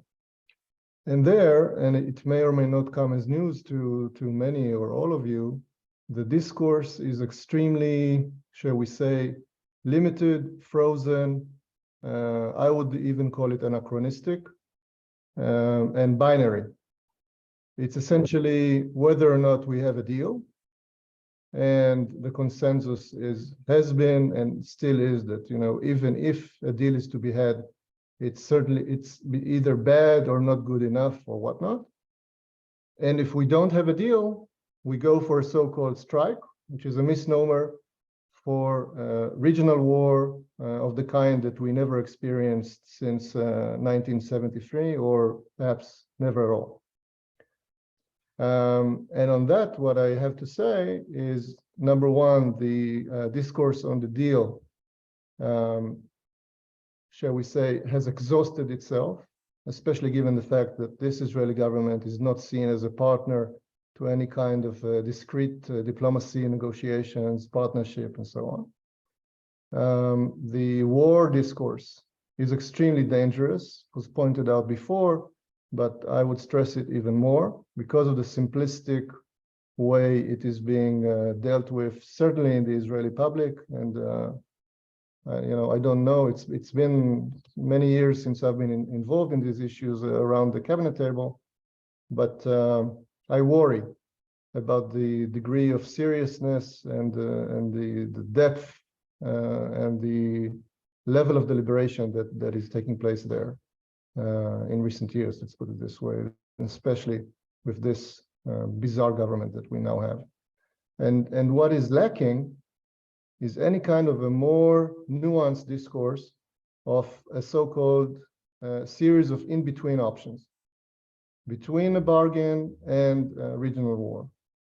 And I'm not talking about all sorts of halfway military measures or covert operations and so on, at which we're very good. You know, there's no need to elaborate. And this has been dealt with and continues to be dealt with by the appropriate authorities, both in Israel and in the States. But in terms of diplomatic half measures aimed at de-escalation or preventing further deterioration, diplomatic engagement in order to discuss rules of engagement and options for disengagement between Israel and Iran and their various proxies. All of this is completely absent from the discussion, certainly the public discussion, and I would venture to say also the more inner discussions. And I think this is a whole new set of options that must be developed, and it's exactly the role for think tanks, former officials, Israelis, Americans, and Iranians of goodwill, and there are those, to sit together and start developing them. It should have happened before, it should have happened long ago. And I think it should start immediately, because otherwise this binary discussion might lead us to, shall we say, unpleasant scenarios. I'll stop here. Thank you. Thanks so much, Adon. All right, the queue as it stands is Joel, Toby, Dan, John, Tom, and Barbara. So Joel, go ahead, please. Great. Thanks, Dylan. And thanks, Laura, for great Q&A with Rob. So I was really listening intently and trying to hear as much of Rob's thinking as I could. And I think basically my summary, writing down notes here, is I think it's pretty clear that the policy is in drift on Iran, free fall, drift, lack of clarity. And I'm not sure what the objective is currently on our Iran policy. I know there's a lot of things that we want Iran to do. And then, you know, the critique of Iran's failures was pretty thorough and pretty easy to recite. And I think I've heard that critique many times over many years in many quarters of Washington, although it's updated for 2023. So I'm concerned. And I think we need to help the administration clarify its specific goal here about what it is actually trying to achieve. To Mort's first point, stopping a new nuclear state, stopping a nuclear bomb from getting in Iran's hands seems to be a little bit lost, at least rhetorically, which then lends itself to the kinds of flubs or misstatements that we see from the ambassador and you know, Undersecretary Call the other day saying JCPOA is on ice, which I think doesn't help us. One thing we had a discussion a while back about platforms. JCPOA is a platform, P5+1 is a platform. I think, frankly, while they're latent, we should never let them go. To Trita's point, platforms can be vehicles for conversations, which can be vehicles for preventing the dual negative outcomes of a war and a bomb. But you know, I'm not sure I'm having a best recommendation except to try to make sure. We need to figure out how to help the administration to define its goal here, because it's not doing it. And then last thing I'll say is I do think that the bad alternatives need to be spelled out a little more clearly from people on the outside as to what the real outcomes could be of, you know, where we're heading. And that's sort of why I asked Rob the question, by the way. I mean, I'm trying desperately to figure out how to peel back the onion a little bit, and the simple litany of damage, danger, problem with military action that many of us have recited many times wasn't used, which makes me concerned as well. So I think that's sort of my takeaway from this discussion. Thanks, Joel. Toby. Thank you. I want to ask the question of whether we can see Iran's nuclear deal only in a regional conflict. And I ask this because of the country I study mostly, which is Russia, is really making Iran a much more of an international subject. And for European security, for Ukrainian security, and for the attainment of US objectives. So to get Iran's cooperation on the nuclear issue and to ignore some of these others may not be a great deal. And let me tell you what I mean by that before you jump on me. Keeping Iran nuclear keeping Iran non-nuclear versus a longer Ukrainian war of great interest to our European allies, great interest to European security. It will lead to enormous death and destruction, not just in Ukraine, because the Ukrainians are then going to bomb Russia. We understand that, right? So we are connecting. The connection is that it's going to be Iranian drones that make the damage in Ukraine possible to a large extent. During the spring offensive. And the result can be, I can't give you all the scenarios because there are too many, but the Ukrainians could bomb sites, which they're doing in Russia. They got within 60 kilometers of Moscow with one of their drones. Imagine that. I mean, we did have one time a plane land on Red Square, but that was not the same as a drone landing on Red Square, I don't think. So you know, today, if there were no deal on Iran and the Iranians were, and the Russians weren't doing what they're doing with Iran, Ukraine could win. Europeans really care about that. Do the Europeans, are we balancing how much they care about the Iranian deal versus how much they care whether the Russians win in Europe? In Europe, look what the Finns are doing. They're rebuilding their border today. That's an incredible step. If you saw that, cutting down the trees, putting up barbed wire, we've been there. So if it's true that the change in the Russian policy changes a lot. I mean, the Russians are going to sell advanced aircraft to the Iranians. They are, because there's no penalty to do it. And those aircraft are going to change the situation in Europe. In other words, we're going to be dealing with a multi-crisis. So I'm not sure we can even write something that is, you know, that this is a 5+1 or it's a Middle East crisis, because it's really not. And we don't know. Now the European view becomes very important, whereas before it wasn't so important. It was kind of, oh yeah, they want an agreement 5+1, but it becomes really, really important if it's the future of Ukraine or Europe. So I add these just because I'm listening to this and I'm going, holy cow, I'm not even talking about proliferation in the rest of the world, what it means for that. You know, I'm talking about European security and what's happening in the US with support for Ukraine and how much money I mean, there's a whole bunch of things that I don't think we're taking into account, and we really need to. Thanks for that, Toby. Trita, did you have a two-finger on that? That's very interesting to just add one other aspect on the Russian dimension here. It is true, you know, that our conception of the P5 needs to be revised, but our conception of what Russia's interest is in terms of a war has also changed. You know, folks at my shop are very worried that if a war were to break out, the Russians may see an advantage in prolonging it as a way of turning that war into another Iraq war, another Vietnam for the US, just as much as some folks in Washington earlier on talked about Ukraine becoming a second Afghanistan. That's a very significant difference compared to where the Russians were before, in which they were clearly very opposed to the idea of a military confrontation. So many of these buffers have been taken away. Thanks for that. Dan.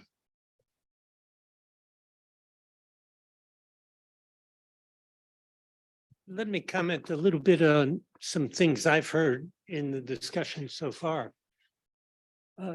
One is on the question of the goal. I thought that Rob was very clear. The goal is to prevent Iran from getting a nuclear weapon. But there's a footnote there. They're not going to try to stop Iran from enriching. They're not going to stop Iran from reprocessing if it wants to. I think we have essentially moved the goalposts a large distance in Iran's direction already. On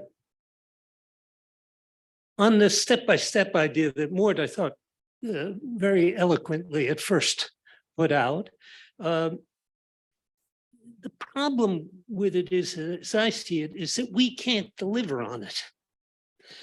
I don't see any way that this administration in the next 2 years is going to pay $10 billion. No, I understand, but you know how it's going to be portrayed, Barbara. And I just don't think that that we can deliver on any sanctions relief at the moment. We couldn't deliver on it when there was a JCPOA. How are we going to deliver on it now? On the question of compartmentalization, it's really impossible. But a comprehensive agreement is worse.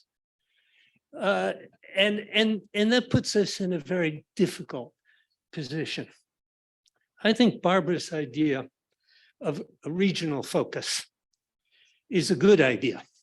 I hasten to add that I didn't agree about the Israelis acknowledging their nuclear weapons, because the lack of Israeli acknowledgement of those weapons has enabled the Arabs to ignore it, basically. I mean, they've complained about it, of course. They proposed a nuclear free zone. The fact of the matter is they've done absolutely nothing about it. They've accepted it as a fact of life.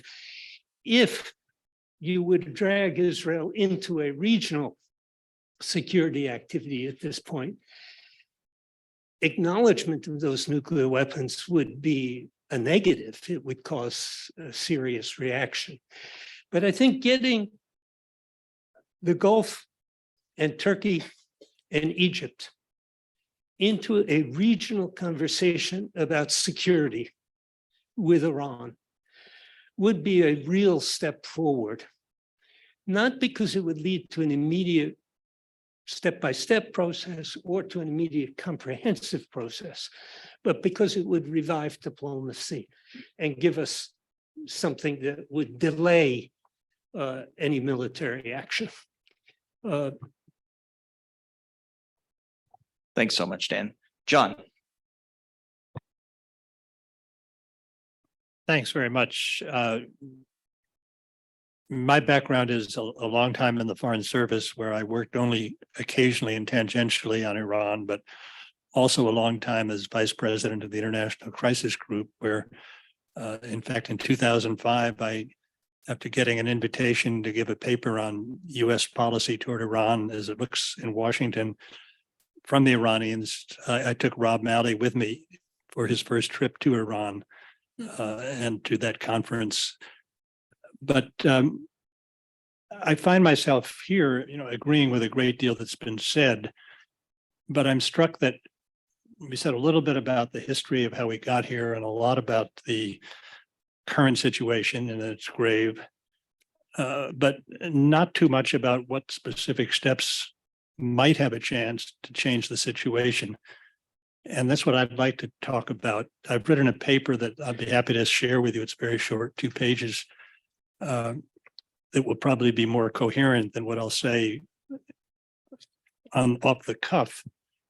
But it's an effort to, well, first of all, it starts with the assumption that the situation is really much more explosive than we've tended to put it here. I agree very much with the idea, Trita, that you said 6 months, 12 months, we gain time, things might be better. But in 6 months or 12 months, something is liable to happen that will make it much, much worse. So I think there is a need for at least recommending a relatively dramatic action, proactive action by the US that would have some chance of gaining us more time. And what I've tried to lay out as a concept of basically not restoring the JCPOA. I'm afraid that isn't possible, certainly not in the short or the medium term, but that would move us back a little bit, regain part of the ground lost by the maximum pressure policy by a unilateral US step that would put pressure on Iran to take a unilateral step. And over a period of about 3-4 years, substantially lower the immediate tension by regaining a fair amount of that ground that's been lost in the last 2 years. The philosophy that I'm basing my approach on is one that goes back to a book that I think was genius when it was written and is still very valuable, by a former Harvard law professor, Roger Fisher. 50 years ago, wrote a book, How to Get to Yes. And very much of that concept was you take unilateral action that makes it harder for the other fellow to say no than it is for him to say yes. And you eventually get to a position where you're much better off than you were when you started. So the concept I've would suggest is that the United States, basically after very short consultations within the P5+1, say clearly, we were first out away from the JCPOA. We'll be first to move back toward the JCPOA. And we expect the Iranians will do the same. You can pick a number. I picked 25%, say this is what we'll do. We'll take 25% of what we've done in the last couple of years away. And the Iranians will take 25% then of what they've done. And the expectation, the hope is that there'll be sufficient pressure that would build on the Iranians for them to do it. And in 12 months, If the IAEA says they've done it, then he'd say, well, we'll take another 25% off. And within 12 more months, if the IAEA says the Iranians have done that, we'll take another 25% off. So you get back fairly close to, but you're not at the JCPOA, but you've gained time. You've even gone beyond the time limits that are set for some of the commitments that are in the JCPOA. So 3 or 4 years from now, you would then try to bring the P5+1 back together with Iran to consider, what do we do now? We've taken away some of the tension, which is good. And do we keep on going to try to restore the JCPOA, or do we look for something different and new, and maybe even take into account some of the areas that are not covered by the JCPOA, up to and including the possibility of a regional security conference of some kind? And all along, the assumption is that if the Iranians don't follow along on these unilateral steps, you would have much more support in the world for the United States to take retaliatory action of some appropriate sort. Lots of difficulties, obviously, besides picking a number that's possible to work. How do you define what 25% of what Iran has done is? There are a number of things that experts would have to try to figure out, and I haven't tried to do that. But I think the concept is one that's necessary. And of course, you want to give the administration some possible degree of protection if it takes this kind of dramatic approach, because there would be a lot of blowback. And some of the protection's obvious. You certainly keep up the criticism on the human rights side. You certainly fight as hard as you can to get the hostages back. You criticize what's happening in Iran domestically for the current protests. You try to use some American soft power by offering visas to Iranian students again. Before the pandemic and before the maximum pressure, Iran had almost the largest number of any students studying in American colleges and other institutions of any country except China. And that's all gone, but it's certainly in our interest to get young Iranians back into this country. So there are lots of things you can try to do there, but there would be a terrific blowback problem. And there, I think, as Ali said, we have to try to just stiffen the spine of the administration. Dan, you're right, it would be very difficult. And there's no sign, very few signs that we've seen from this administration that it's willing to pay much of a political price on foreign policy steps. But, the president is paid the big bucks, theoretically, to take very serious steps in a very serious national security problem. And this is a very serious national security problem. And I think part of the pressure, while we're trying to give them a little bit of defensive fencing, is to put the pressure on them to do what has to be done to avoid what could be a disaster. So that's all I'll say now. Thank you. Thanks so much, John. All right, next on the queue, we'll have Tom, Yoav, Eric, and Trita. Tom, please. Thanks. Tom Countryman, former State Department, now the chairman of the Arms Control Association. Some random comments of agreement and disagreement with previous speakers, but also a real focus on, I hope, on the kind of messaging that we as a community, however we define this community, have to be ready to do. I want to endorse what John just said. I agree that the situation is more explosive than most people are ready to acknowledge. I also agree strongly that the U.S. has to not only be proactive in putting forward not just an idea for getting back to a comprehensive deal, but proactive in putting forward smaller steps that reduce tension.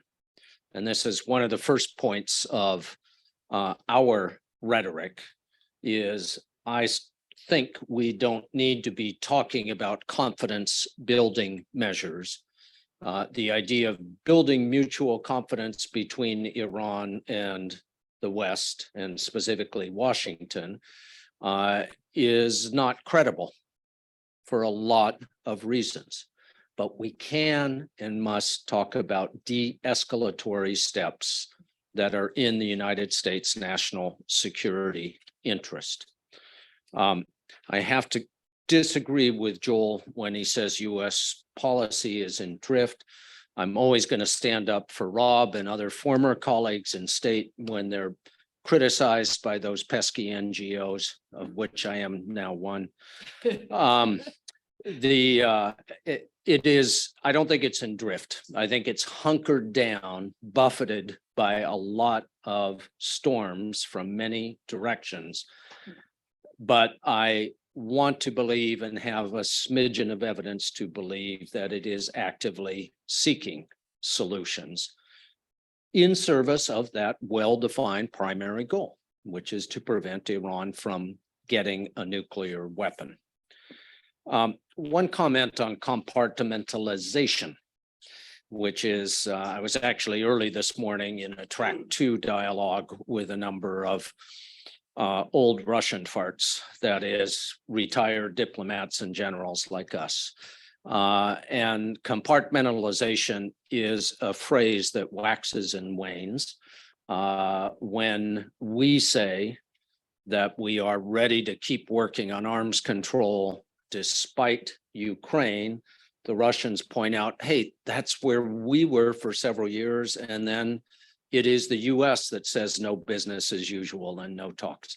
So it's a thing that is thrown back and forth when one side or the other, for a tactical reason, wants to say we need comprehensive or we need very specific compartmentalized decisions. I think it is the job of NGOs to focus on progress where possible and to compartmentalize when possible. That there's times when you have to expand the aperture and do some cross-cutting deals. But pursuit of a comprehensive deal as the goal from the start, and despite its title, the Joint Comprehensive Program was not comprehensive.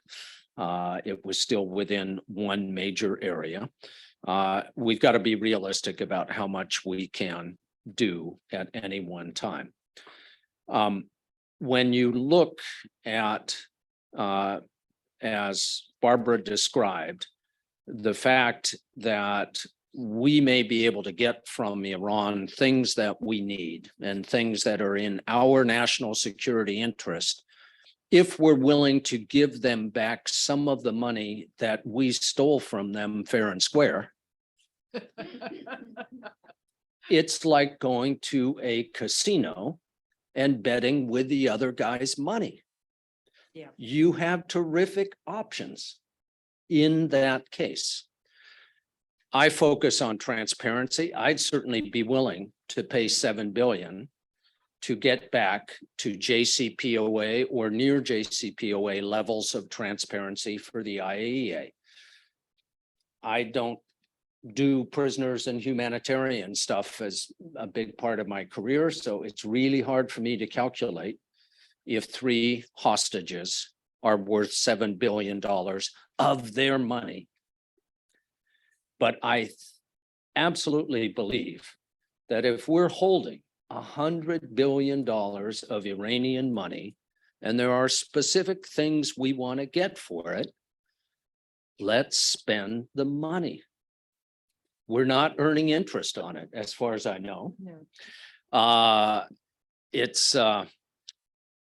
And so that leads to a couple of things just to say about how we describe this all publicly.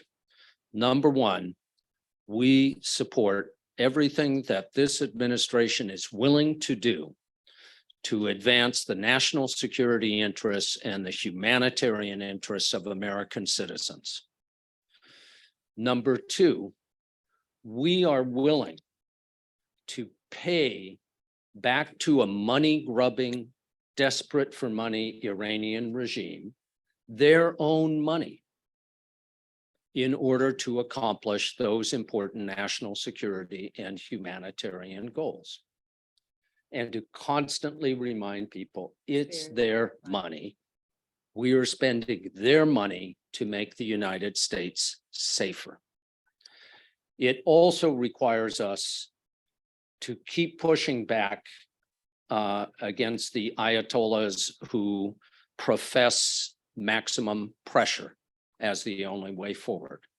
It will get us some nasty tweet replies, but we have to say maximum pressure is not going to bring down this regime. Period.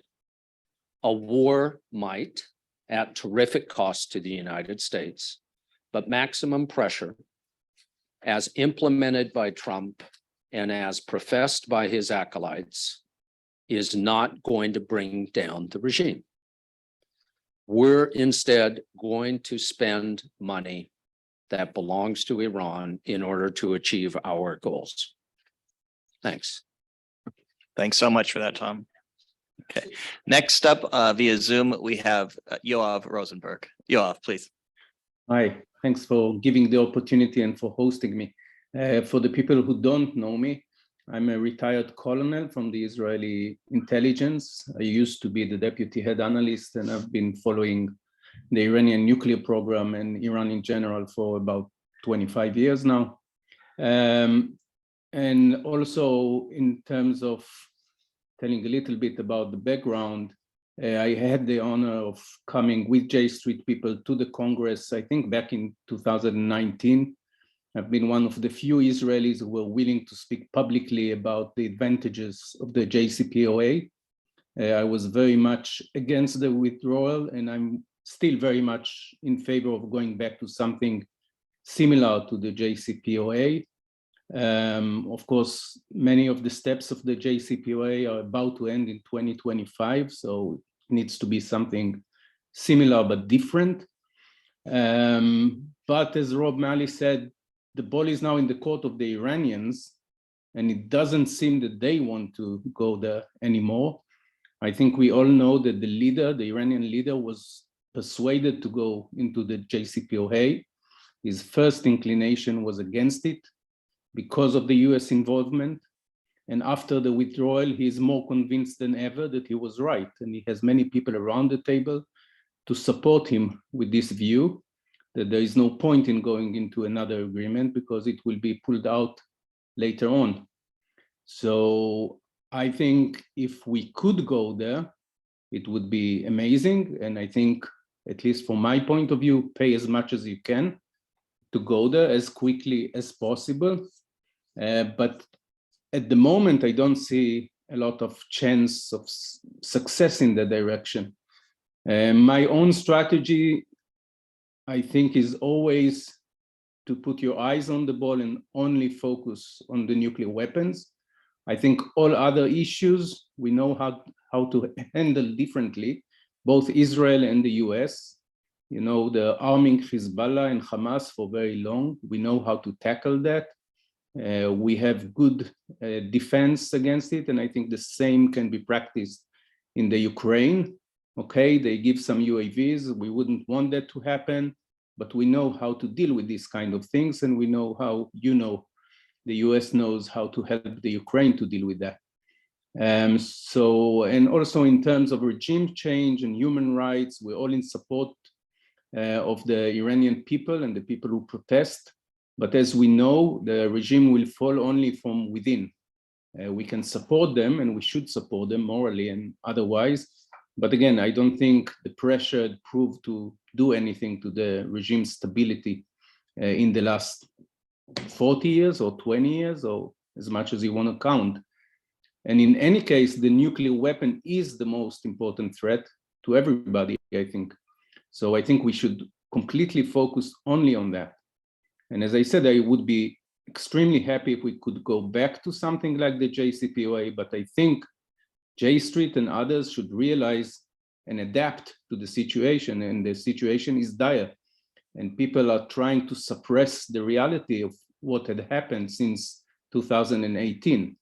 I think anyone would agree 5-6 years ago that if the Iranians were having 60% enrichment, uranium metal conversion, and many other things that happened since, this is at the very, very end of the road towards something that may become a nuclear weapon.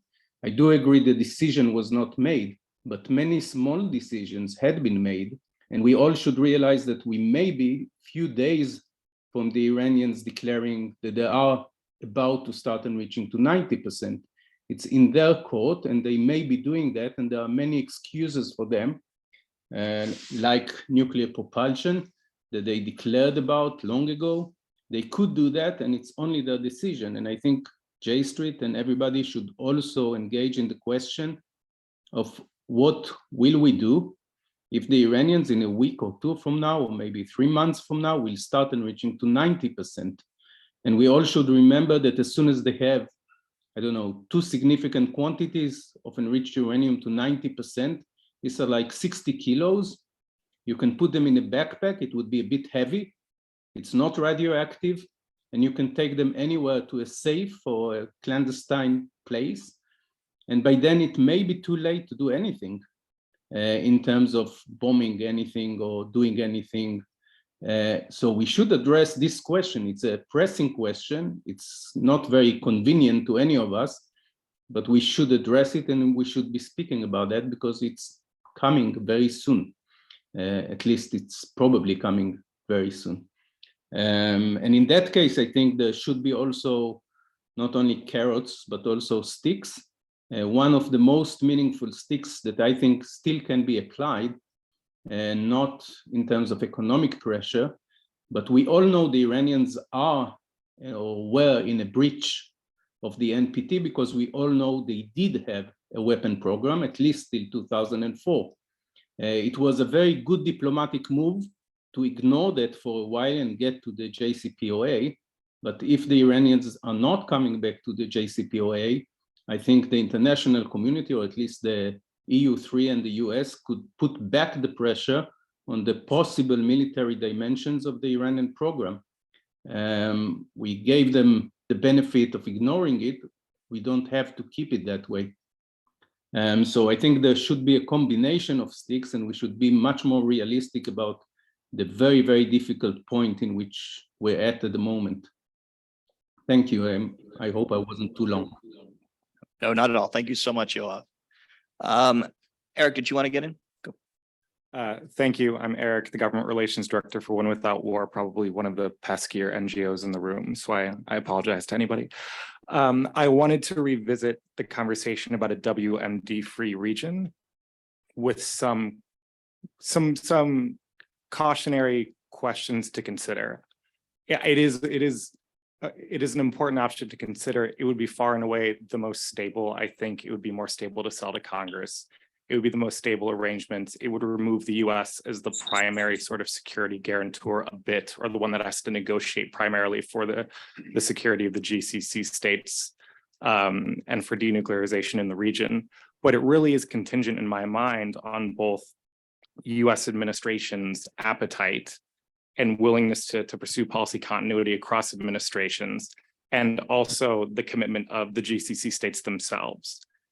On the US side, it's a bit discouraging. Rob Malley was asked a very straight up question about nuclear proliferation by the Saudis and others in the region, and sort of said, well, you'll have to ask them, when you would much prefer him to say, that's unacceptable. We will work with our allies to make sure that they never make that series of decisions. And that lack of political will, or that sort of you'll have to ask them, is important because we've seen over the last handful of years, the Saudis, the Emiratis, others hedging vis-a-vis different administrations and working very hard to get concessions from different administrations when they can. Running rampant in Yemen, blockading Qatar, kidnapping the Lebanese prime minister in the first years of the Trump administration, when they essentially had carte blanche to do that, and knew they wouldn't get the most high-level criticism and pushback that would be needed to kind of tamp that down. They have calmed down a bit, but you do have to wonder if there is a Trump administration again, or a DeSantis administration that says, you guys are on the front lines, go wild, do what you need to do to protect themselves. Would the more ambitious sides of Mohammed bin Salman and MBZ come out then in ways that they would say, we actually don't need a security arrangement. We don't need a WMD-free region. We can pursue nuclear weapons, and the US will have our back. Or another unappetizing possibility from my perspective would be okay, if you're really pushing us to do this, we'll pursue this dialogue intensively with the Iranian government, but you need to stop talking about human rights. But you need to sell us precision-guided munitions again that we can use in neighboring countries if we so wish, Yemen, Libya, what have you. Those are all subsidiary considerations that would be somewhat ameliorated if we were sure, and others in this room probably have a much better read on this, but if we were sure that the Saudis and Emiratis viewed that as a primary interest of theirs, settling this WMD-free region, as opposed to an endless series of issues that they can sort of hedge against. It'd be nice if we had a WMD-free region, but we would also like to get this other concession. We can sort of pick and choose and play around with our position in the region, as opposed to having hard interests. So I might be getting ahead of some things that Barbara will address in her event later this month, but if it comes out of that policy, if a WMD-free region comes out of that, a negotiation between the states themselves, undoubtedly stronger, but there needs to be consistent US push for that I don't necessarily see from this administration right now. This administration has taken kind of the view that anything to keep the Saudis and Emiratis on side while it's fighting much larger battles vis-a-vis Russia and Ukraine or China. And also, do the states want it themselves enough to carry it forward if there were a dramatic shift in policy with a dramatically different administration? Thanks for that, Eric. Andrew. Hey, thanks. This is a tremendous discussion. So thanks again for convening it. And, I'm benefiting a lot from hearing all the expertise in the room and in the Zoom. Just two kind of random comments, responses.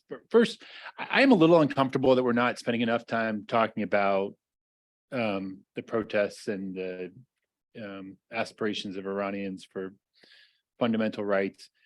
I think it's important to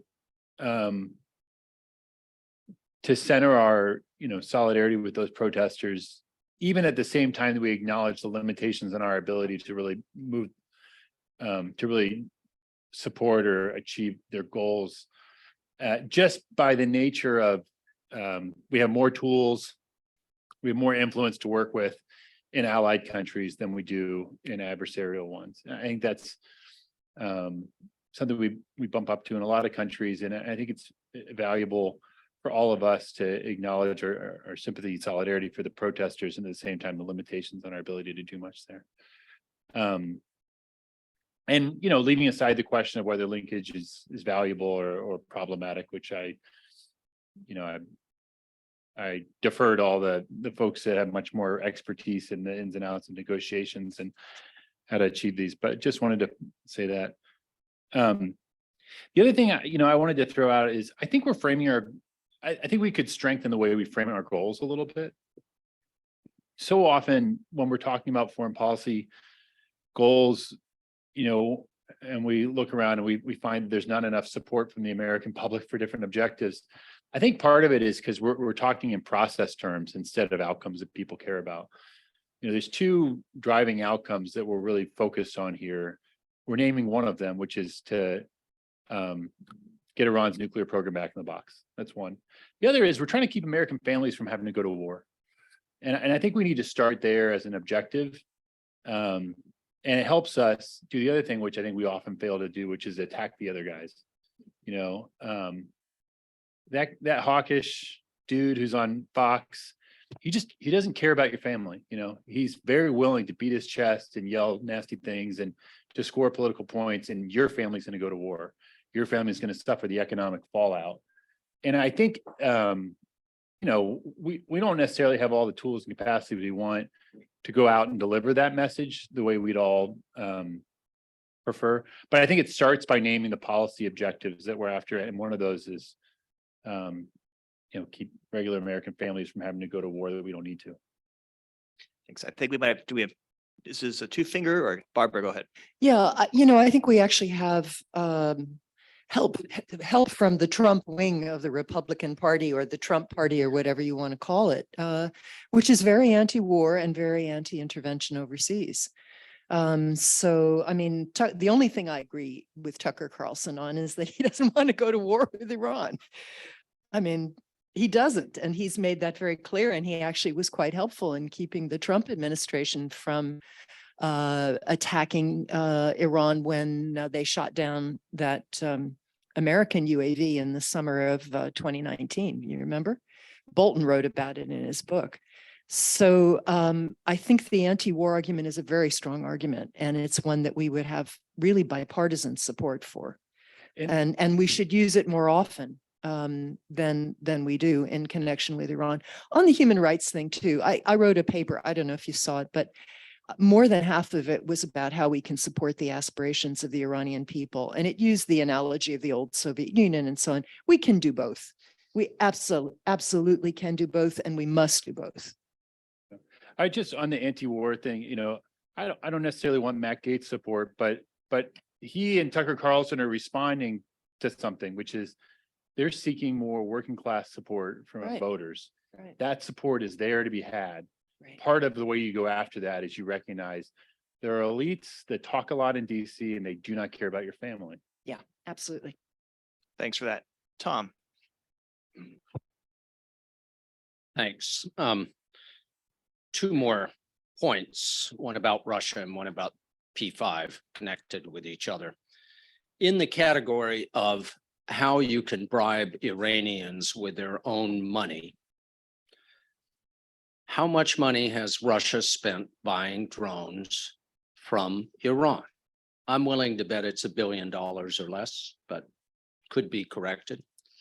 If you offer Iran $2 billion of their own money to not sell drones to Russia, they might not take it, so make it 3 or 4. And then double that if they're willing to sell the same drones to Ukraine. That one may be a bridge too far, but there is no reason to avoid asking the question, what will it take to get you guys from being a co-belligerent in Russia's invasion of Ukraine? We'll pay you with your money. The point about the P5. P5 plus 1 in the Iran context is in a coma. I don't know if it will be revived.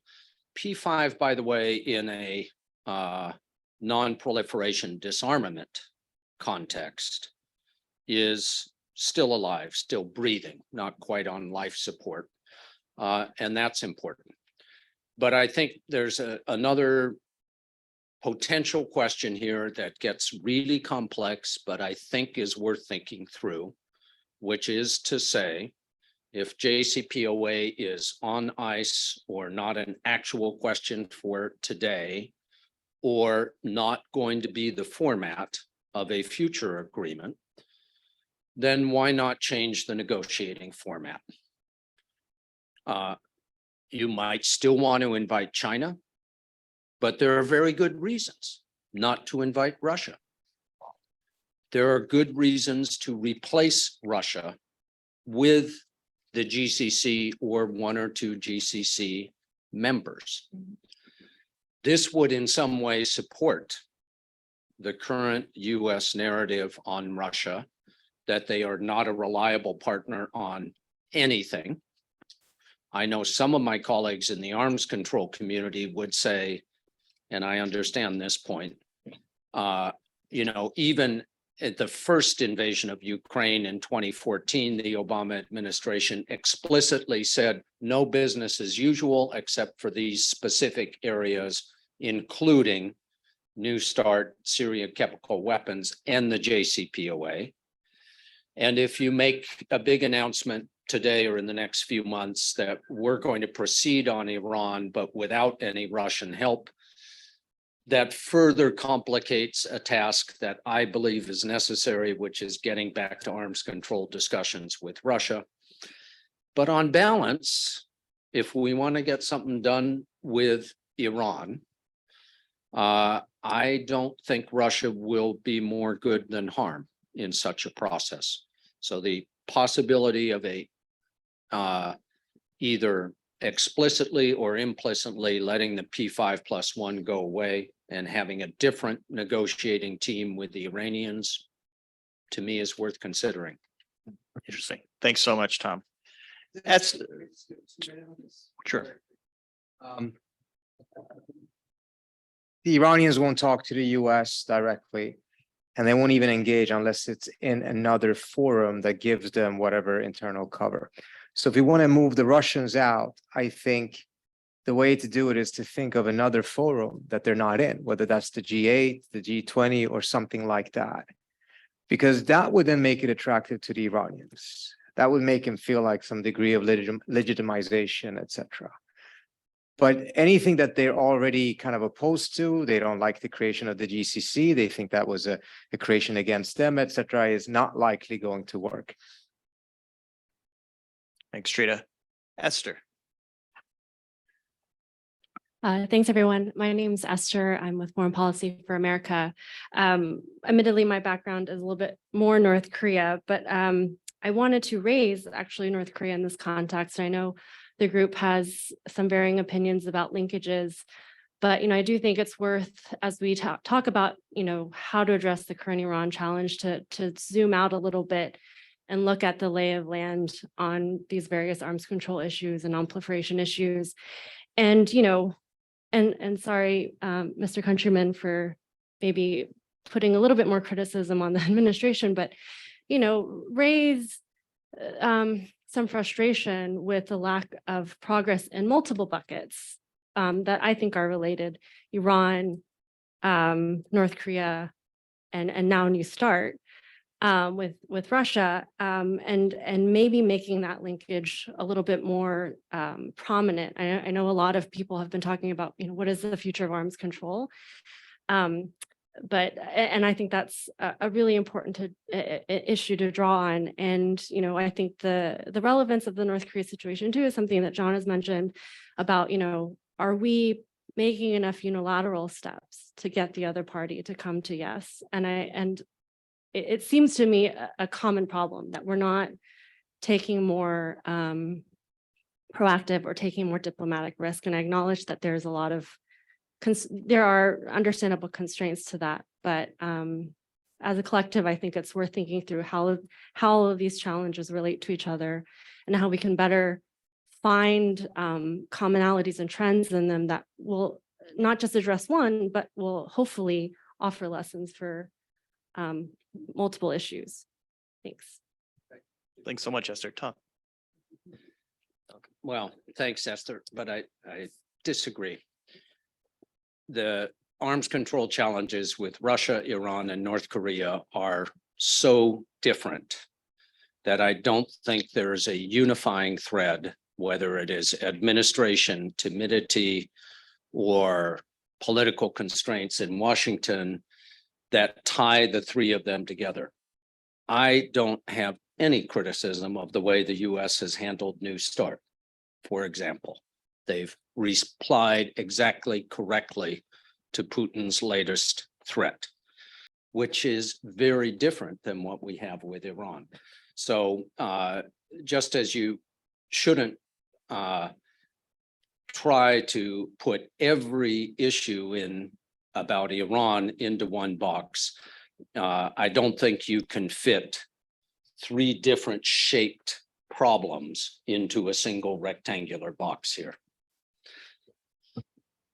Can I just respond to that? I don't mean to say that they are all similar issues or that that somehow there'll be answers for all of them that are similar. I guess I just meant to say, is it worthwhile raising that this is a collective problem that we're facing?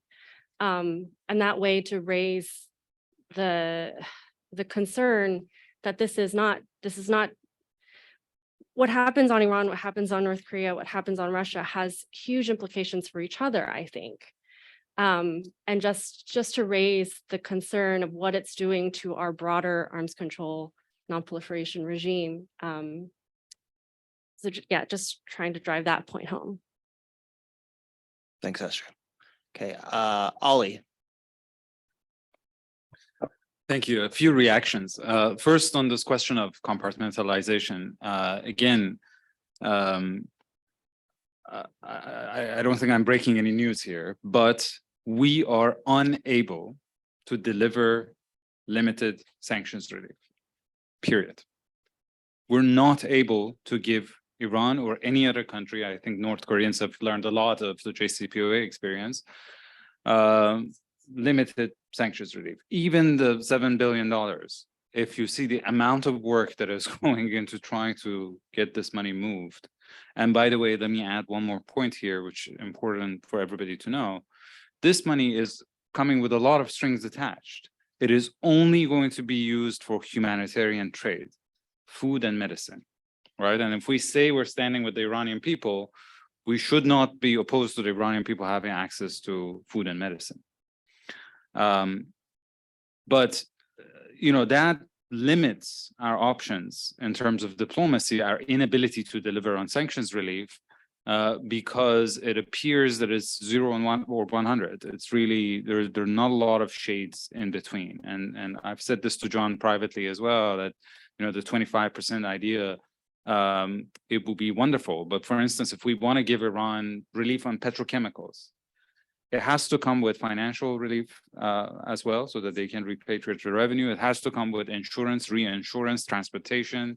There's a whole chain of sanctions relief. You can't give them just narrow sanctions relief on one issue.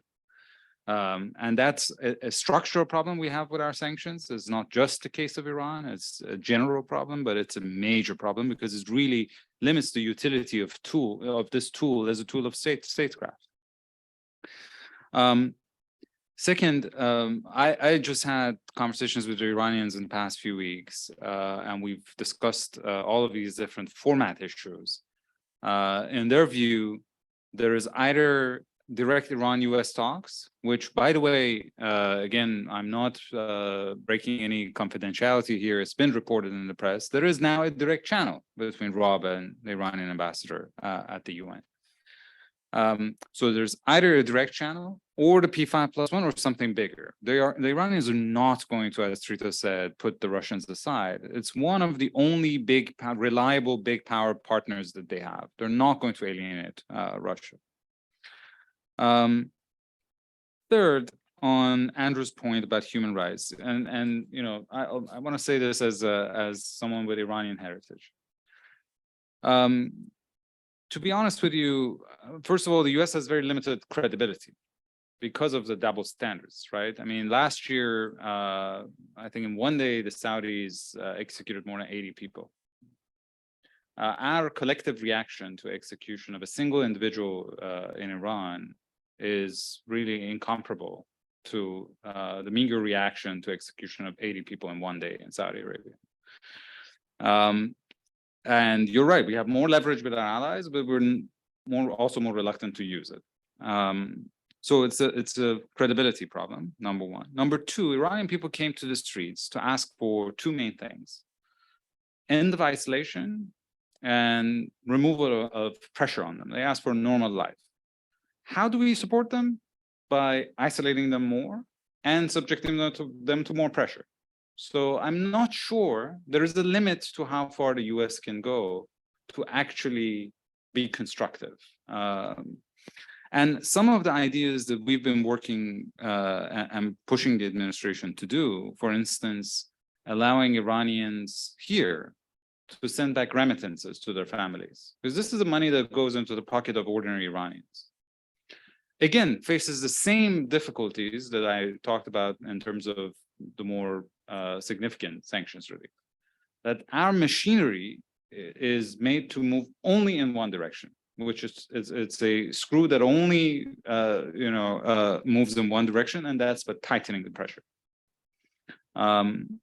So as much as I love expressing sympathy with the Iranian people, when it gets to providing practical help, unfortunately, I think we often do more harm than good. And if we have ideas that could help the administration to turn this around, I think we should definitely share it with them.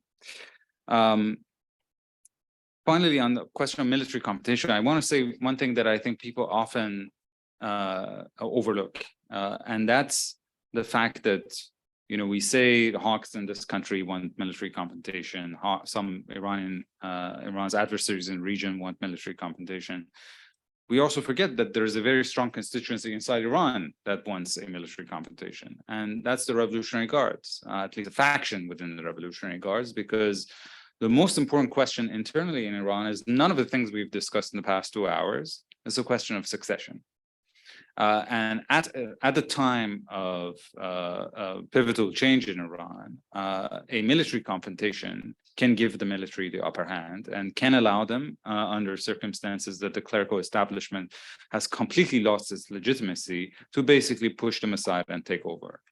And the saving grace for that would be a potential military operation that either we or the Israelis could potentially take. So there are also people in Iran who are hoping for that outcome. Thanks so much, Ali.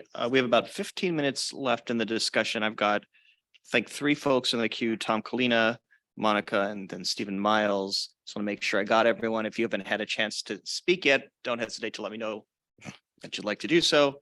Tom Kalina. Thank you very much. And again, thanks, Tom Kalina, Flashers Fund, and thanks to JSG for organizing this great conversation. I wanted to go back to an issue raised by Barbara and Ali and others a while back, which is using a possible prisoner deal as an open door to hopefully getting to a better place in the Iran conversation. And so 2 questions. I wanted to get a sense from other people more broadly. How do we feel about that? Do people feel that hoping, well, if we get a prisoner deal, that's a gateway issue that we can use to get to a better place on UN negotiations? And if so, who is working to prepare talking points and a defense of that deal if it were to come to be? Thanks. Thanks so much, Tom. Monica. Thanks, Dylan, and thanks as well to J Street for organizing. My name is Monica Montgomery. I'm political director at Council for a Livable World and a policy analyst at our sister org, the Center for Arms Control and Nonproliferation. I wanted to pose a kind of a question more than an answer that I think is related to some of the comments we've heard here, and particularly what Esther was bringing up about the connections between some other challenges we're facing in the nonproliferation arms control space, which is, what do you do when you're trying to push on something and you don't have a willing partner on the other side? I mean, kind of like the core of adversarial relationships. We can debate about how much the US administration, the Biden administration, is pushing on these fronts, but I do think at the end of the day, this administration's goals on all of these issues is largely aligned with the goals of our organizations like ours. But what do you do when they don't have a partner who's willing to engage in them? I mean, you can look at Russia. It's a new start. We're saying we're ready to talk, we're ready to engage, but Russia is causing the issues. Iran on the JCPOA, how many times have we heard that there's a deal on the table and they're the ones that wouldn't take it? We can't even engage China in risk reduction dialogue because they won't engage with us. North Korea won't answer our calls either. So this is kind of an issue that I think we see in this space, and we can debate whether we think there could be more unilateral actions that the US government could be taking. But what do we do when we don't have a partner on the other side? I mean, a lot of times if you look at history, and there are certainly folks in the room that can speak more about these instances than I can, it takes crisis scenarios to bring adversaries together. And in the work that we're doing, a crisis scenario is high risk. So how do we find other ways to engage on that? How do we look to partners in the international space, allies, to be engaging in these conversations? How do we strengthen multilateral organizations to be the ones that can step in? And I think Rob, in his remarks earlier, has repeatedly made clear that the US is being very careful not to jeopardize the relationship between Iran and the IAEA, because that relationship is important and should be seen as a non-biased actor. So finding other multilateral organizations like the IAEA, the UN, other organizations that can kind of play that intermediary role, but not being seen as just acting on behalf of the US government's interests. And how can we take new approaches, many that we've heard in this room, that step outside the usual frame, or that take a step that isn't a US-centric based approach to fixing the issues, I think is really important in this moment that we're dealing with an administration that aligns with a lot of our goals, but doesn't have a partner on the other end to answer the phone and to work on these issues. Thanks so much, Monica. All right, Stephen, via Zoom. Hey, everybody, and thanks for all using the microphones. It's been great, easy to hear everyone. Thanks, Dylan, for hosting, and it's been a really good, robust conversation. I just wanted to add. I mean, I'm struck, as many have said, you know, we have this paradox, right? Of like the moment doesn't seem right, but we're running out of time. And you know, I think Trita or someone earlier mentioned kind of the first term Obama administration and some of the things we did then to stall for time and the ways that worked. And it, you know, somewhat feels like where we are, where we need creative proposal, all those things. But I want to come back to the question Trita asked about Ambassador Nide's comments and about the possibility of Israeli military strike, because I feel like we are, as a community, somewhat underprepared for the possibility, which seems in some ways like the most likely possibility, that the primary driver is not the United States, and it is an action that we don't have full agency over. And so I think we should focus on what the costs of military conflict are. As Joel and others were talking about, I think we can continue to talk about what the US should do diplomatically, but it seems like one of the most likely scenarios in the next 6 months is an Israeli military strike with or without advance warning, let alone approval from the United States. That the last time I saw any talk of US war games, you know, spiraled into a regional conflict in a matter of weeks. And I do feel a bit unprepared as a community to navigate that possibility. You know, once we start down that road, a lot of the things we can do now before we start down that road kind of go out the window as missiles are flying back and forth at each other.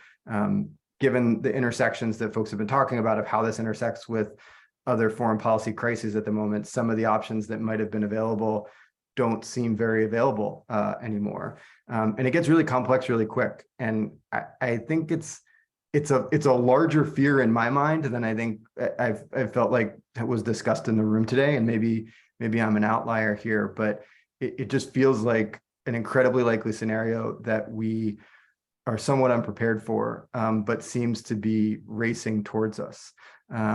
And I think as bad as the situation is now, once missiles are flying back and forth, it's going to get a lot harder and a lot worse. So I sorry for being last and being pessimistic here, but I feel a bit like we are as a community a bit underprepared for that scenario, given the potential likelihood of it, and just wanted to kind of reintroduce that. And from our position as advocates in the U.S., I will end by saying again, I actually think Rob's answer to the question Trita asked about Ambassador Knight's comments was pretty problematic, because the problem wasn't that we don't know what the U.S. administration's policy is, as Rob articulated it. That has been very clear. The language around last resort and all those things is very clear. The problem was Ambassador Knight's comments were not in line with that policy. And so I think there's now a gaping question of what do we do about that? What does that mean? What are we saying behind the scenes to the Israelis? I wouldn't expect Rob to be able to talk along these lines, but you know, one of the reasons we got through that difficult period of the Obama first term was the active pressure of the administration on the Israeli government at the time to not attack. That's not where we are. And the Israelis and the Iranians are already attacking each other far more brazenly and regularly than they were in 2009 to 2012. So I'm worried about where we are. I'm worried about what the administration is or isn't doing. And I think Ambassador Nides' comments were a bit of a blazing alarm bell that we need to think a little bit more about how we respond to. Thanks for that, Stephen. Just want to make sure there's nobody who's like table tent is up or on the phone or on Zoom that I've missed who still wants to get in a last comment or two. Please, Toby. I'm sorry, this may sound like a silly question. I deal with Russia, which means you deal in half truths, no truths, and whatever, what's worse. Someone once said to me that one of the reasons that the Iranians support or the Russians have something to offer is that the Shah's wealth when he left was divided into places, and one of them was in Moscow, and they've offered to return it. Does that sound stupid? Can anybody comment on that? I just leave it out there, but it's a lot of money apparently. So many rumors about that. I have no idea which one is true, but this is the first time I hear this. Okay. Yeah, a lot of rumors on that. Right. Any other final thoughts or comments? Great. Well, I just wanted to just remind folks about the next steps on all this. Please, once again, if you do have writing, whether it's published or just informal thoughts on paper, please don't hesitate to send it to us. Dylan@jstreet.org, Deborah@jstreet.org. Deborah and I are also happy to meet one-on-one with any of you who'd like to maybe just do a deeper dive in person. And in fact, I think we're going to reach out to some of you for some of those conversations in the next couple of weeks as we put this report together. Our goal is to get this report published and out at the end of next month. And so we look forward to rolling that out for all of you. And with that, I just want to thank everybody again for their time today, both on Zoom and in the room. Thanks to Jeremy and to Mort. And we look forward to being in touch on this. Take care, everyone.